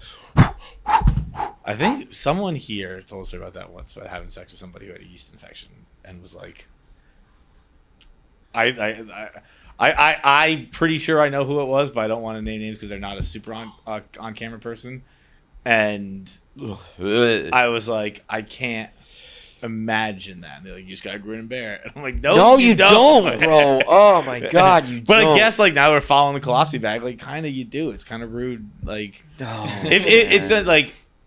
Jackie, correct me if I'm wrong. I feel like this is a lot of times.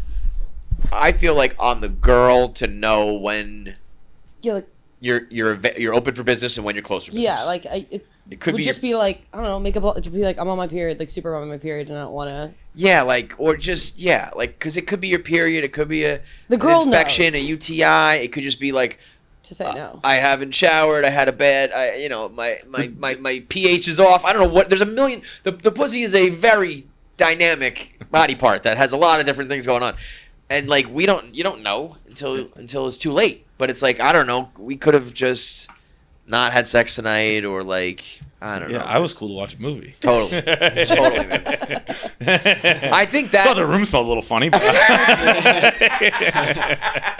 thought I had to throw the garbage, I've literally like this to me is like, I've never experienced anything like this. No bad smells. Never. Yeah, I had a not smelling great one. I don't think. I think. I would hope that most girls know. Like, I feel like every girl should know that that's at least a possibility that your pussy could be problematic. Why? Why? Yeah. Like you ask about like the chemistry of it. I'm kind of asking about basic sex education. Like the pH balance they talk about. Got to get that like summer's eve shit up in there. I don't know, man. This is something where I've never experienced it, and it's like to put on deodorant in the morning because your armpits are gonna smell. I forget deodorant all the time. Yeah, I'm talking to the wrong guy. I have been in a woman's shower in college who had summer's eve. Yeah, and I was like, that's that good shit. See, I had the exact opposite reaction. You're disgusting. Where I was like, you probably want some musk down. No, I will. Well, yeah, but what did I say once? A little salt on the margarita. Yeah. See, I am all good with a very well kept. But the summer's eve, what it did was it made my brain go, "Why do you need that? Like, what's wrong?" But it's not what's wrong. It's just like what's natural. But I never see it anymore. Like, I don't see. I've showered in many women's showers. I mean, it's not a regular thing I see. So when I see it, my brain's like, why do you need that? But I guess like it'd be the same thing if a girl was like, I wear deodorant because I like sweat a lot. You just like it's just soap. It's just like you just have to like. It's soap for your pussy. It's like every girl it's like having face wash. So every girl whose shower I've ever been in, they just don't keep it in the shower. Could be. I'm sure some girls are a little bit. Do you see it in the showers a lot? No. Well, it's also like you're supposed to use like baby soap, like Summer's Eve, kind of like it's not supposed to be fragranced. Sure. When I say Summer's Eve, I mean something to take care of your vagina. And I'm sure there are girls out there who are like perfectly balanced with their diet and whatever else that happens and they don't need it. But I don't think it's like, oh, you're gross if you need. All I'm saying, the best I've ever had on multiple occasions, there was always something like in the shower that I was like, okay, you're doing that. I've never. What is the percentage of women who use it regularly? That I don't know. All I know is the ones that I know that use it, I'm always like, yup, that was the best. So whether it's, again, I don't, it might not be you see this in the shower because like you said, maybe it's baby shampoo, maybe there's a certain soap, whatever, like that works for them or, whatever. So maybe you're not even realizing it. Maybe there are girls that you just don't need it, or maybe you just like stinky, smelly ones, and you're just good with it. I don't know. We know I have a bad sense of smell. I've never once in my life been like, "What the fuck's going on here?" That's I think that's probably a testament to. I don't know. I think you're probably a drunk, oblivious idiot. That's what I would think. Because I was about to say it's a testament to like the girls that you've chosen to have sex with, but I'm pretty sure you were putting up numbies at some point that maybe you were not picking the classiest or the. I usually like I was never the type of guy to go out and be like I'll wait till the lights come on and I'll just take anything home. Where like usually if I was sleeping with somebody, I could probably bet you they're just their hygiene is good, Yeah, I got a pretty good eye for it. But I think if you think about the rest of America, bro, like you just think about regular people, regular folks out there, it's probably not great. Yeah, and I like to think that no one's ever had a problem with me. I like to think that no one's ever been like, this guy fucking stinks. Well, Jackie, I feel like guys, naturally smell like if a girl smells bad, it's kind of like out of character. Whereas if a guy smells bad, that's not a good thing. But girls are like, oh, guys stink. Or guys, you know what I mean? Yeah. Like a guy can be hairy, a guy can stink, a guy can be dumb, a guy can be. What is wrong with women? I know, it's crazy. Bro, they let us get away with it. Murder. Dude, did you see that clip from Stuff Island? I'm actually wearing my Stuff Island sweatshirt today. Tommy and Chris talking about if their girlfriends act like them. Uh-huh. Yeah. It's so funny. See if you can pull up the Twitter. Yeah. If the girls were to act like the guys, if their girlfriend used to act like, if their girlfriends acted like them, like, okay. We got to get these guys back in. It's been a while. I feel like, unfortunately, in this business, when you become actual friends with people, you see them less professionally. Yeah, that sucks. Like, even if they're not on your ass, there's something. But if the roles were reversed. I would love it. If I had a full-time job and I came out like, baby, what are you doing? Another wine? Yeah. Jesus Christ. Then you got shit to do tomorrow? If I woke up and my girlfriend was by whacking whiskey. herself fucking hitting whiskey, I would be like, are you out of your fucking mind? She's got an old piece of pizza on her one knee with no napkin. She's just dipping, playing video games. Like, what, baby?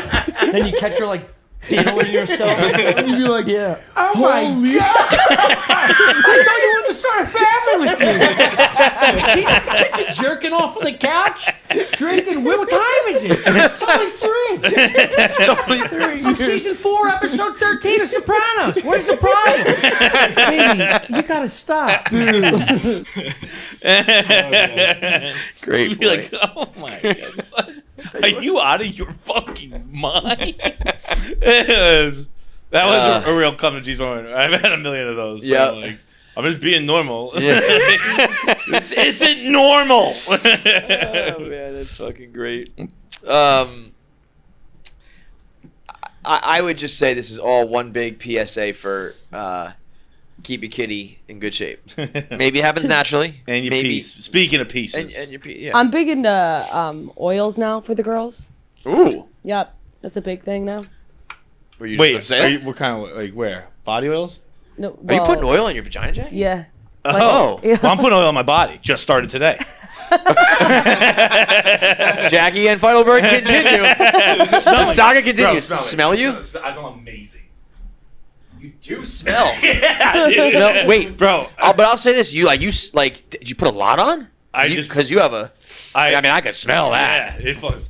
Oh, I smell good, dude. What is this? Like It's a sesame seed body oil that you put on. Because here's the deal. I know you're supposed to put lotion on and stuff like that, and I hate it. I hate getting dry and then getting wet. lubing up again. Yeah. That it infuriates me. It's so nonsensical. I tried a lotion that you put on while you're wet. Well, that's what this body oil is. Okay. So you put it. So like I put it. It's in the shower next to my summer's Eve. Okay. And I fucking I turn the shower off. Lube up. Lube but up. But it's like clear oil. Yes. So this is like mine is like yellow white lotion. No, it's an oil. But it's actually not totally clear. It's a little yellowy, but like it's right. It's an oil. But I feel like I need to I feel like I have soap on me. No, it's so much better than lotion. I'm like legitimately like Frank in that like Always Sunny thing where it's like I put oil on my whole like after a shower whole body. I put it on my face. I put it on my eyelashes. I put it like I talked about the vagina oil.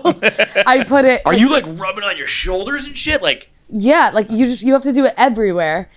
I'm like by the time I'm just like I'm slick. slick right there. That's what I'm using. Hard. It's slick. I guess I'm not using it very. I mean, I just got it on Amazon. It's not something. What is that? That's that scene in Van Wilder when Cal Penn slides off the girl out the window. I don't believe it's Cal Penn, but I think it is. Is it Cal Penn? I think you're right. Yeah, I think you're right. Yeah. Yeah, I'm just using like a Neutrogena. Are you? Is this just for you, Jackie? New year, new you. Like. And I've been doing it. I don't know. Yeah. Just like TikTok will be like, buy this oil. Got it. I'll be like, got okay. it. Yeah. TikTok will be like, get your fucking crocodile skin. And like, Yeah. get this lotion. You're disgusting. I have done the leave-in lotion, and it's like, I guess I do feel. But I don't like leave it in. Like I put it on and then I dry off, so I'm getting dry. Yeah. And your towels are all oily. You think? I like I said, just started, but I did have that thought point where I mean I usually run a towel for a fucking quarter. That's what I'm saying. I'll If you're probably if you're getting like skinny like lotion skin all over your towel, I'm like. I think I had the idea this morning when I grabbed a towel. I was like, probably 2 uses. 2 uses and then get a new towel, And or then, you mean? well, then wash it. Right. Okay. Yeah. That you're not gonna do that. You're gonna say I that, do but you're not laundry gonna do it. pretty often because I got the laundry Just throw right your there. towels It's in. pretty easy. Yeah. I'm not bad with laundry. I'm okay with laundry. I've decided that I laundry, actually did laundry. I was talking on the phone with you last night. laundry and dishes. I was like a housewife. I was on the phone, folding clothes. You're gossiping Yeah. and chit chatting. I can't understand mom did for 20 why. I think it's a racket that, particularly with dishes. Maybe I don't really know enough about laundry. But like the fact that a dishwasher needs to run for like 3 hours, Yeah. and a laundry machine, washer machine needs to run for like an hour or two. It's like, unless I like rolled around in the dirt, I don't think that really is necessary. Probably put in some hot water and swish it around is probably good. And the dishes, I know for a fact because I hit that with the fucking faucet and like rub it with the sponge and it's good in like 10 seconds. So what's up with this 3 hour cycle? I'll put the dishwasher on sometimes before I come to the office. I'll be back before it's done. I'm like, you worked harder than me today. Right. That's crazy to me. My fucking dishwasher put in more hours than I did today. Dishwasher's longer than a podcast. If your dishwasher's longer than your podcast runtime, that's either your podcast stinks or the dishwasher is fucking. I learned though, if you do a quick rinse, it actually uses like more energy and more water, because it's like get it done. For laundry? So yeah, I've been doing quick 30 for like a year now. I think that's actually I think it's worse the best. for like your bill. And What's shit up? Like that. Killing the environment. Killing the environment. Yeah. I saw a commercial once. I love just latched on to one thing. I saw a commercial once for like Dawn or some, I don't know, whatever. Yeah. And it was like, if you wash 2 dishes, it's more water than your washing machine uses. And I was like, oh, I'm never washing a dish again. I don't even do that thing in the sink. I don't think that's. When you think about how much, I guess if you let it run the whole time, but like I don't know. I like I to need find to- one thing to explain my lazy behavior. And I'm Right. like, well, Then I fucking can't Dawn wash. told me. I got to so. save the ducks. yeah. I that's another one. The laundry detergent, like some of them is like you need to use a sprinkle, and some of them is like you need to pour a whole fucking capful in. Yeah. It's like, well, one of you is stealing my money. One of you motherfuckers is stealing from me. I just don't know who's who. So I guess I got to start.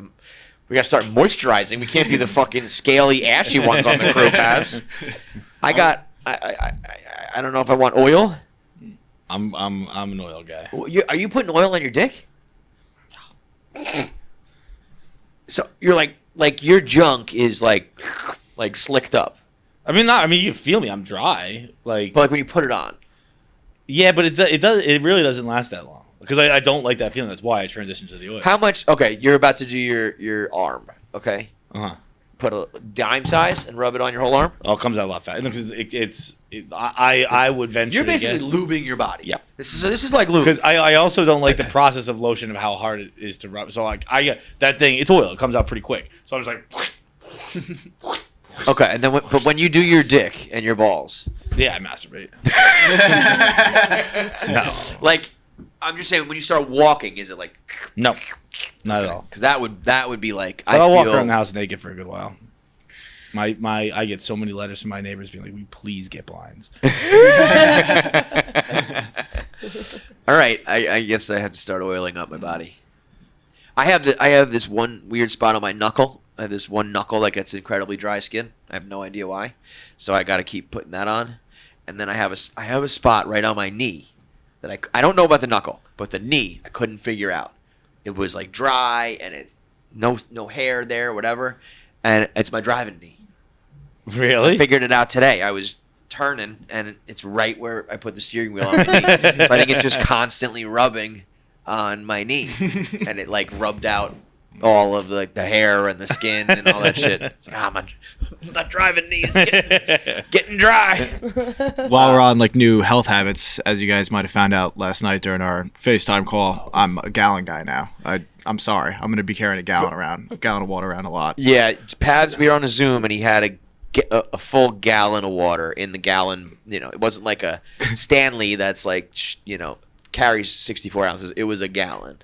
That was meathead behavior. That was Yeah, crazy. it's great. But you were like, I just do every Sunday. You doing it daily or just Sunday? I've been doing it Sundays, but now I'm like, I just feel fucking great today. Every Monday, I'm mean, like, it's it's all Watching people, growing up as a water person, watching people discover water is nuts. No, but you know what? What's really crazy is imagine him without water. Yeah. Because you're still like feel like a bag of shit, right? Yeah, well, So imagine if you didn't have the water. it's a good point. Like, But like, you would be bad. yeah, Bad.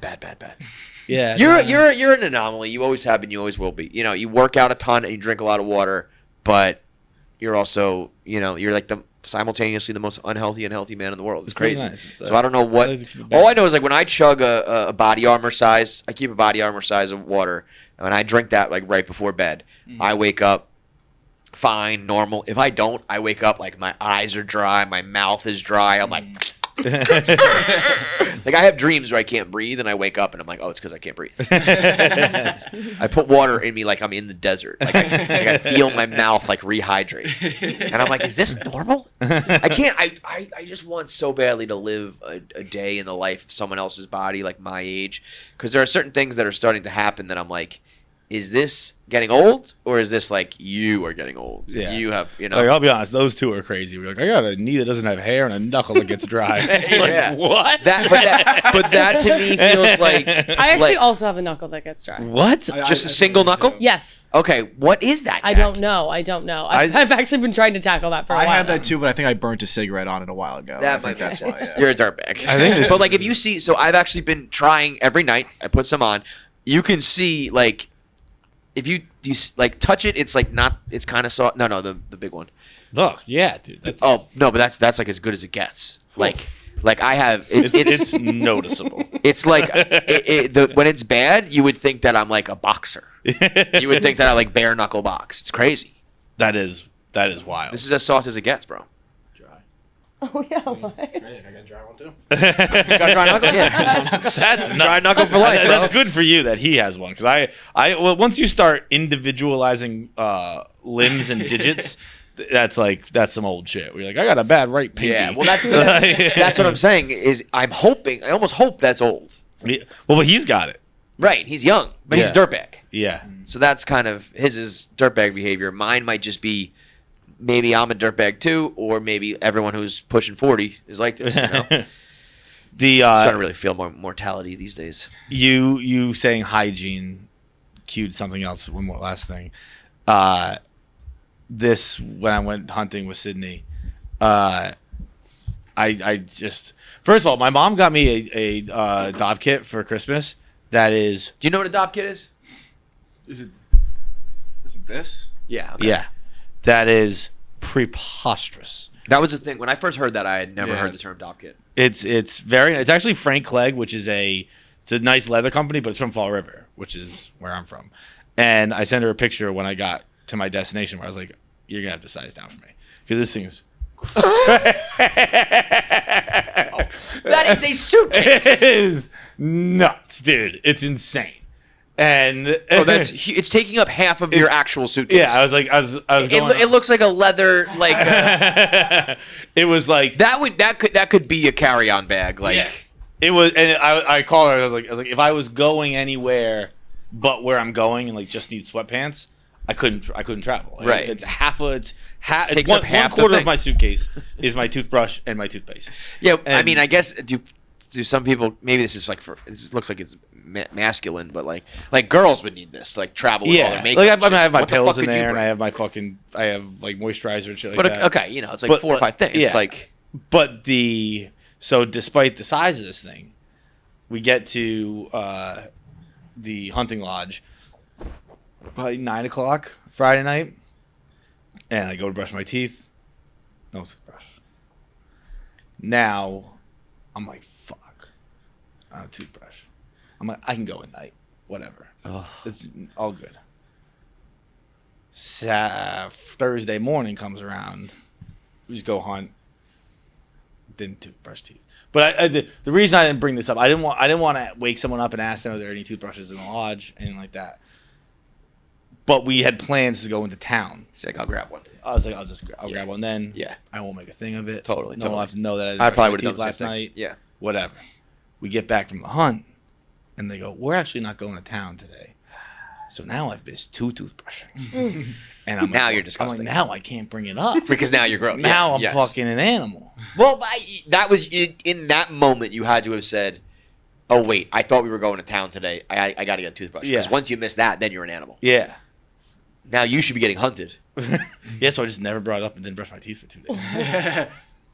You did that in Italy with deodorant, but you don't smell, so. Yeah, deodorant's a different animal. If you don't brush your teeth for 2 days, I did the fucking finger thing. Like you Yeah, did that again. doesn't do shit. but it makes your mouth feel better. You get the minty taste, but it doesn't get like the gunk, Yeah. like the grime out. Yeah, so then I got into bed that night and I was like, I don't know the fuck. And I know we've talked about it before. We're like, I'll grab someone's toothbrush who I know. I don't know anyone there. Oh, I would rock to strangers for sure. Even Bro, like there was a moment where I was like staring at it, and I was like, I can't fucking do this. I can't just grab someone's like It's a bar soap. It's like a bar soap in the shower. It doesn't get dirty. I have a relationship, and I'm very friendly with all of them, but not. I was Not like, shared I toothbrush. can't reach this, and so I just went You think your Wednesday breath was night, kicking? Thursday morning, Thursday night, Friday morning, no toothbrush. Bro, that's like 4 days. That's a long 2 days, bro. Wednesday, if you hit 3 calendar days, bro, that's a problem. Bro, all right, fine. We're being honest. It wasn't until Saturday. It was when I got home from the airport, but because I was in Arkansas, I had a layover, and I didn't Why get. didn't you go get a toothbrush at the airport? It really wasn't that bad. Like, I didn't notice any. I didn't You're taste. disgusting. I didn't taste bad. I didn't You're like. disgusting. It was actually, to be completely honest, it was a lot. This guy's not going to brush his teeth anymore. It I know was where not- this is going. I know where this is going. It wasn't nearly as bad as I thought it was going to be. I was just like, but it had switched to it was fine. By the time I got home and brushed my teeth, it was calendar day Saturday. It was like 1 a.m., but it was calendar day Saturday. It's a lot of hours of funk on those teeth. I mean, it was technically Wednesday to Saturday. I haven't done that since I was like 8 years old. You know, like since I started brushing my teeth every day. Since then, I was like, these are falling out anyway. It's so fun trying to get my kids to brush their teeth. Like they just hate it, and I'm like, why? What is the problem? What do you? They're just like, I just hate it. I'm like, respect. It's not even that I hate it. They go it. done. Like they do three scrubs, they're done. Bro, my dad like kicked down the door once when I was in the shower to check my toothbrush. I was like, "What the fuck is wrong with you?" He's like, "They're all dry." I was like, "Yeah, because I lied, dude. Why are you overreacting? I just lied to you. I'm your kids. I'm supposed to do." I know a girl who used to do this with showers. She would go in the bathroom, sit on the toilet, and run the shower, and then like come out in a towel and pretend that she showered, and just didn't. Bro, I would at that point like just fucking shower. It's 100%. It's like a issue with authority. Like I would fucking lay out a hand towel on the sink and I'd scrub that in case they were listening. Why didn't I just scrub your teeth? Yeah. Like now I understand why my that kick is door down. crazy. Yeah. That's awesome. You're sitting there brushing other In case they had a things. sonic ear on the other side. You're scrubbing other shit. I'm not doing what you tell me to do. How about that? Fuck off. It's like all right. I gotta squeeze some toothpaste out so they know that the toothpaste is disappearing. I gotta make sure something sounds like it's scrubbing. So let me just scrub something else. the fucking everything else on the sink is sparkling clean. You're walking around with brown ass teeth. Dude, I don't know if it was the same day, but they're the two like definite memories of my life with toothbrushing that like stick out. So I'm kind of conflating them, maybe, or maybe there was the same situation, and my dad did have a sonic ear and listened. But like I did it, and I got in the shower, and just a fucking hand came through the door because I had locked it. He's like, "Let me in," and I was like, "No, get out of here!" And I'm yelling no out of the shower, and a fucking hand just comes through the door. It's like The Shining. And I was like,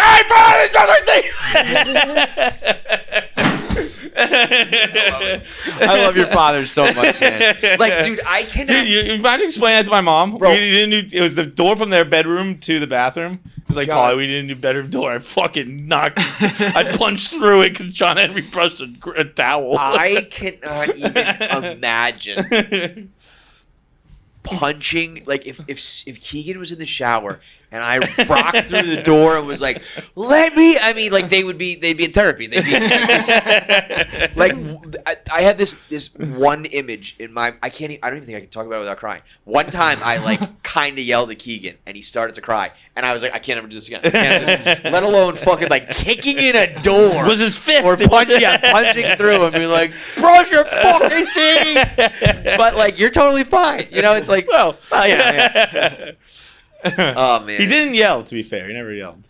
Or just sometimes. There was one time. I call it inanimate rate. Yeah, inanimate object rate. I'm IOR. never gonna hit you. I'm gonna throw something. He would fucking the dishwasher would take a beating. He'd throw the dishes in, slam the fucking rack, slam the door. It was like, well, it's better than our heads, so whatever. My mom has the same thing. There was one Christmas morning where I don't know, we were just acting like little shits. And she just, I remember we had like a overlook like to the kitchen, and I was probably upstairs because I was in trouble. and she's just walking around screaming, and and she just walked up to the wall and fucking paylaid it, and just put a hole in the wall, like a huge hole in the wall, but it was Christmas, so like everyone was coming over, so we just hung a toy soldier like really low, and so it just made there's this outrageous decoration in the middle of the kitchen of this fucking toy soldier. What they didn't know was that led to the outside. Like everyone was like, "Why is that toy soldier?" Like, don't touch it, Squirrel coming Why is in. it cold in here? Oh my god. All right. So in summation, colostomy bags not so bad. Jackie's slicked up. Feitelberg's covered in oil. Sesame seed oil. Me and Pavs have gross knuckles. Anything else I missed?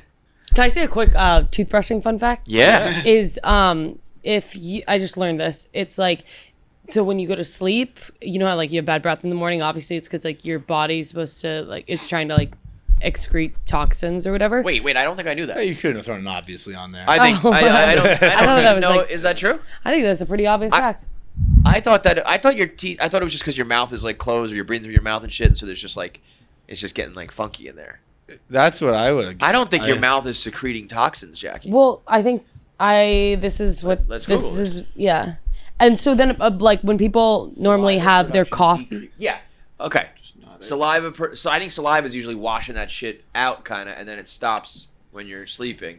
So your mouth is dry, and it gets all odory. Oh, What did you think it was? I thought it was like your stomach is like getting rid of the toxins, and so it's like going up and it's getting into your like airflow, and then it's getting on your tongue. Judging Well, by you're- my sleep style, I'd say there's some truth to that. Yeah. Well, so then the point is your like, lungs and your stomach are two different things, guys. Well, your esophagus though. Yeah, but I'm just saying, like your air, like I get what you're saying, but like your breathing is not, your stomach's not really gonna affect like your breathing per se. Well, it doesn't affect my breathing, but it affects my breath, my mouth. Yeah. yeah, it's like you burp because like your Yeah. stomach's and like. But I don't think like at night you lay down and go to sleep and your stomach is like, let me get this shit out. I think kinda it's just that there's think no saliva. It is. I can see there's. I don't know, but what's your fun fact? Well, just basically like a lot of people wait until like after coffee. It's not that fun of a fact, honestly, but like people wait until after coffee to like brush your teeth. But you're not supposed to drink even water because then you're just pushing the it back toxins down? back in your body that was trying to get out. So you're not supposed to drink anything in the morning? Well, you're just supposed to teeth. brush your teeth Right away, first, thing. brush your Get all tongue. that stuff out. Oh, That's I'd really probably the do key, by the that. way, is the tongue. Yeah. The teeth, Don't- the teeth you gotta. never brush my tongue once. Won't do it. What? Never brush Gross, my tongue. bro. That tongue is gross. Ugh, it was gray. It's because I'm dying inside. Have you ever seen hamburger tongue? No. Google that. That'll fuck your day up. Does that come from non? I just can't do it. I gag. I gag too much.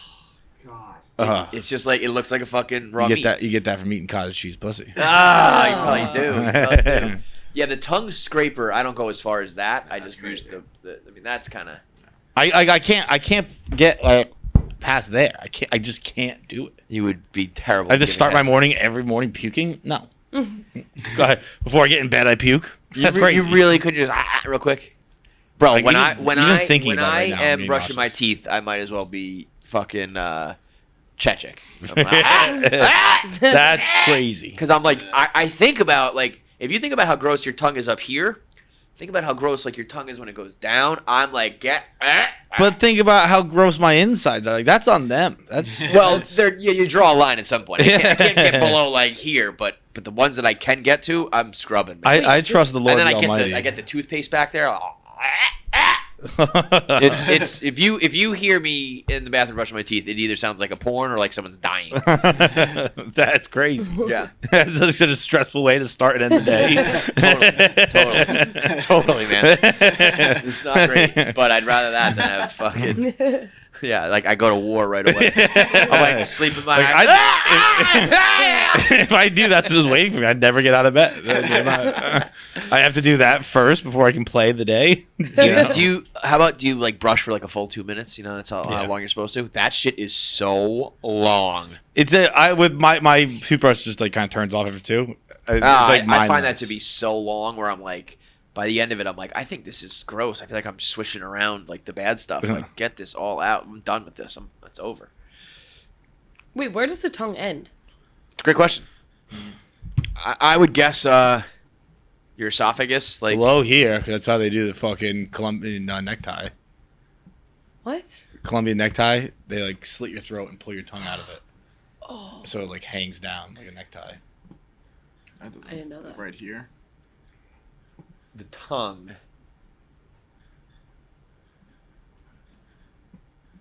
Starts right here, at the how would you say you pronounce that? Hyoid? Hyoid bone, and then comes to the front of your mouth. It's not that long. I thought it was. No, I would have guessed it goes deeper than that. Yeah. But I guess there's no point to it. So I guess maybe the Colombian neckties cut here. Oh, I didn't know that. You love that. You talk about the Colombian necktie a lot. Yeah. Well, not a lot, but more than the average person. Like you do talk about it. Most people don't talk about getting your throat slit and your tongue pulled out. It's very interesting. Yeah, but you've used that as like a reference, like probably 4 or 5 times throughout the history of this podcast, and it's 4 or 5 times more than me. Every time someone brings up a tongue, I think Colombian. It's terrible. Okay. That's it. That's it. All right, thanks for watching. Make sure you subscribe, like, and leave a comment below. Click that button. Or I'll cut off my finger.